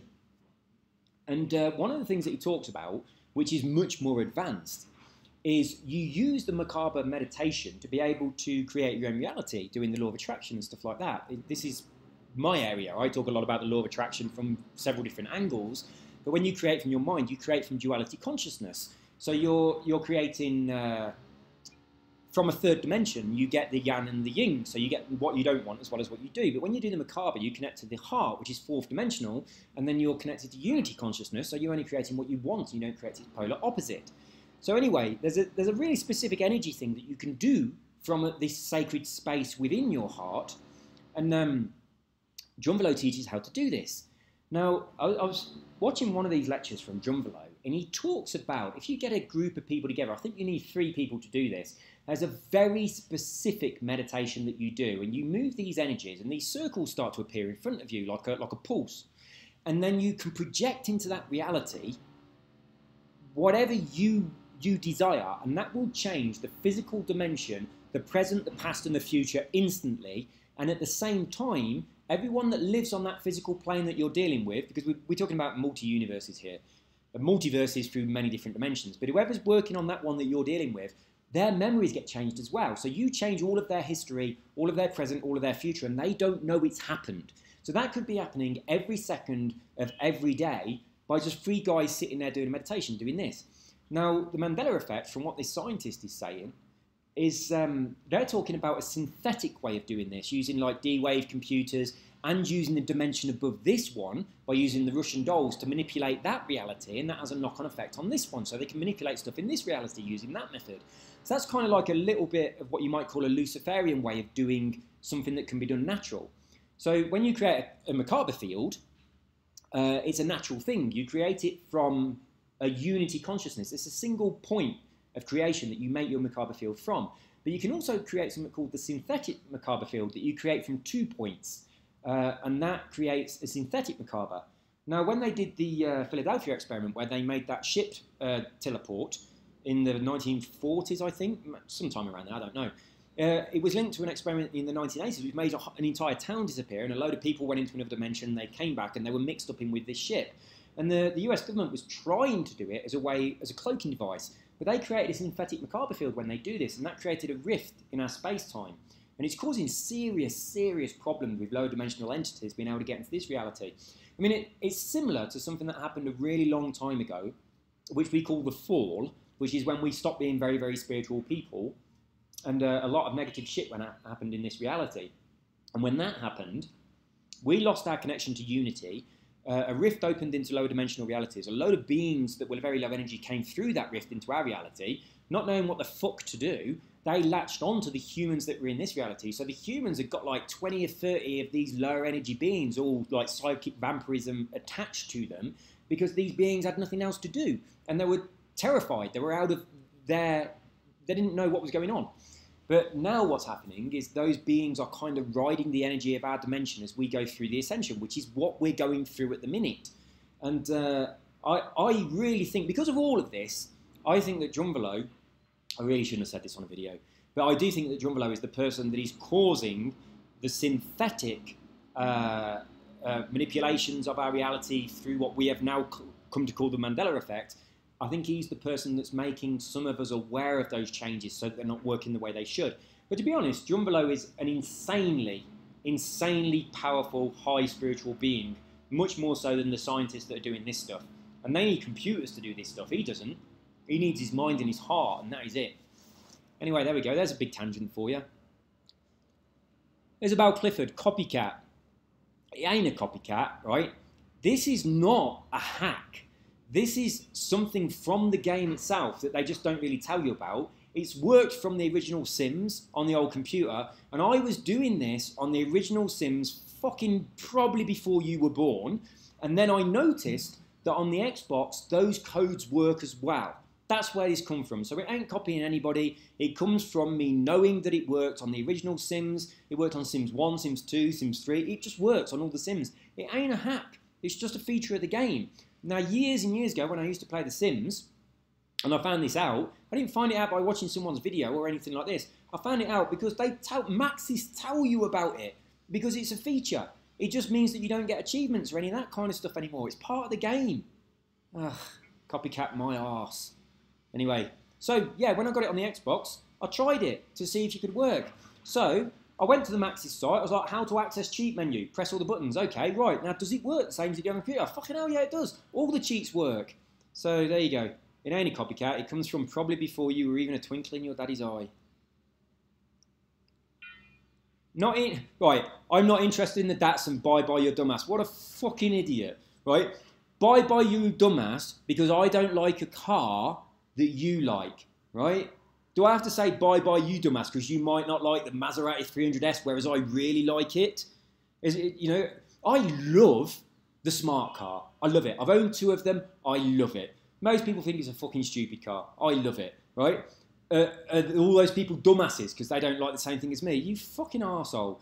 Right? When people cannot understand that other people might have different preferences to them, that is what makes you a dumbass. Dickhead. I love story time. Cheers, Beardo. Well, this one's got a lot of tangents in it. 25 cars a day. Woohoo! I'm going to whiz down very quickly to the end now because this is getting a bit long. Where are we? I just get super wheel spins for free randomly. That's nice. What a terrible ending. Well, I've got to tell you this, right? This game, Conan Exiles, if you ain't played it, in order to get to the end of the game, is really, really fucking hard, right? There are several things that you need to do. There's like 6 items that you have to get, and each one of them is bloody hard to get. But I mean, you can kind of play this game on any settings, but if you play it on its sort of default settings, that to get those 6 items, I think it's 6 items, is really fucking hard. And it takes a really long time, and it's a massive quest. Each one of them is a big quest. But anyway, you get them all, and there's this special ritual that you have to do, and there's loads of shit that you got to do, and it's a really long way into the game. And that is the way you get to the end of the game. And what happens at the end of the game? Your character dies, right? You will put fucking hundreds of hours into this game, and when you complete it, your character dies. The game has got amazing replay value because it's like a PvP. So it would be nice if you kept your character that you spent a lot of time developing and all of your buildings that you built and everything. But no, all of that is gone when you complete the game. And what is the ending cutscene? Right, there's this green wall all the way around the game. And if you try and walk through it, you die because you've got this bracelet on. It doesn't let you walk through it. But when you do all this massive ritual through the game to do the end, you can walk through it. So you walk through the green wall. And then there's a cutscene. And the cutscene is you walking off across the desert until you disappear. That's fucking it. It's the worst game ending ever. And possibly one of the most difficult games to actually get to the game ending if you play it properly. Insane. Hey up, me love, you sound like a farmer from Dorset. See, I told you. That was supposed to be Welsh. I get Wales, Norfolk and Dorset all mixed up. Buying a Elite controller, map your own buttons. I'm not going to do that. That's just not going to happen. I leave it on whatever they say to. I don't like mapping my buttons to other things. No more better unbeatable driver cars. I have disability that stop reaction time. Is this not an arcade compared to motorsport thingy? Yeah, it is pretty arcadey. If I can't drive real car, why am I wet? Oh no, I'm just cold. Oh, I thought the dog had pissed on me. That guy outside's annoying, isn't he? He's probably selling something in Spanish. What the fuck are you talking about? No more better, unbeatable driver tars. I have disability that stop reaction time. Is this not an arcade compared to motorsport thing? I can't drive real car, so you want to stop me earning money like this? Shut the fuck up. What the fuck are you talking about? Also, you play as a girl because she, your avatar or drivatar, because it's as real as it gets for you. No girlfriends or wife, or maybe you play with daughter. I couldn't. I think you should have. I think you just have a mental disability. Good luck. Right, this budgie smuggler is a fucking dickhead, and you are being banned from leaving comments on my YouTube channel if you're gonna suggest that I'm a paedophile that fiddles with my daughter. What a dickhead. What a sour dickhead, because I watched a video that said, hey, here's a way of beating it. Hey guys, here's a way that you can beat the high level on the game if you're not very good at the game, so that you can get more credits. There you go. Enjoy. Cheers, mate. Right, I think you can't get a girlfriend and you're a paedophile. What a fucking arsehole. Right, hide user from channel. Always blah, blah, blah. Hide user from channel. Fuck off, budgie twat. What a twat. And someone gave him a thumbs up, probably himself. What a disgusting human. I don't care if you've got a disability. There's no excuse for being a dickhead. Right? A disability does not cause you to be a complete fucking arsehole like that. What a twat. Buy a bloody elite controller. Oh, it was you that said this as well. Oh, fuck off. Gary. I've listed 24 cars, none sold, then listed a few more. It's only when 10 sell they count as your daily limit. Really? I didn't know that. That's interesting. All right, what's Charlie got to say? Oh, I'm going to stop here because we've got down to a thing. What am I? I've done a week. That's not bad. Okay, I did not go back far in the comments to verify this, but I didn't see anyone ask the question. What did you do with all of those Molotov cocktails? And more importantly, did you record it? I didn't record it. I killed Deathclaw. What I mostly do with stuff like that is when that woman comes around, what's her name? Not Sandy, whatever her name is. Trash can someone. Trash can Sandy, I think. I use them as money. So I transfer whatever I've got loads of to her and then take whatever she's got in its place instead of buying stuff with caps. So there we go.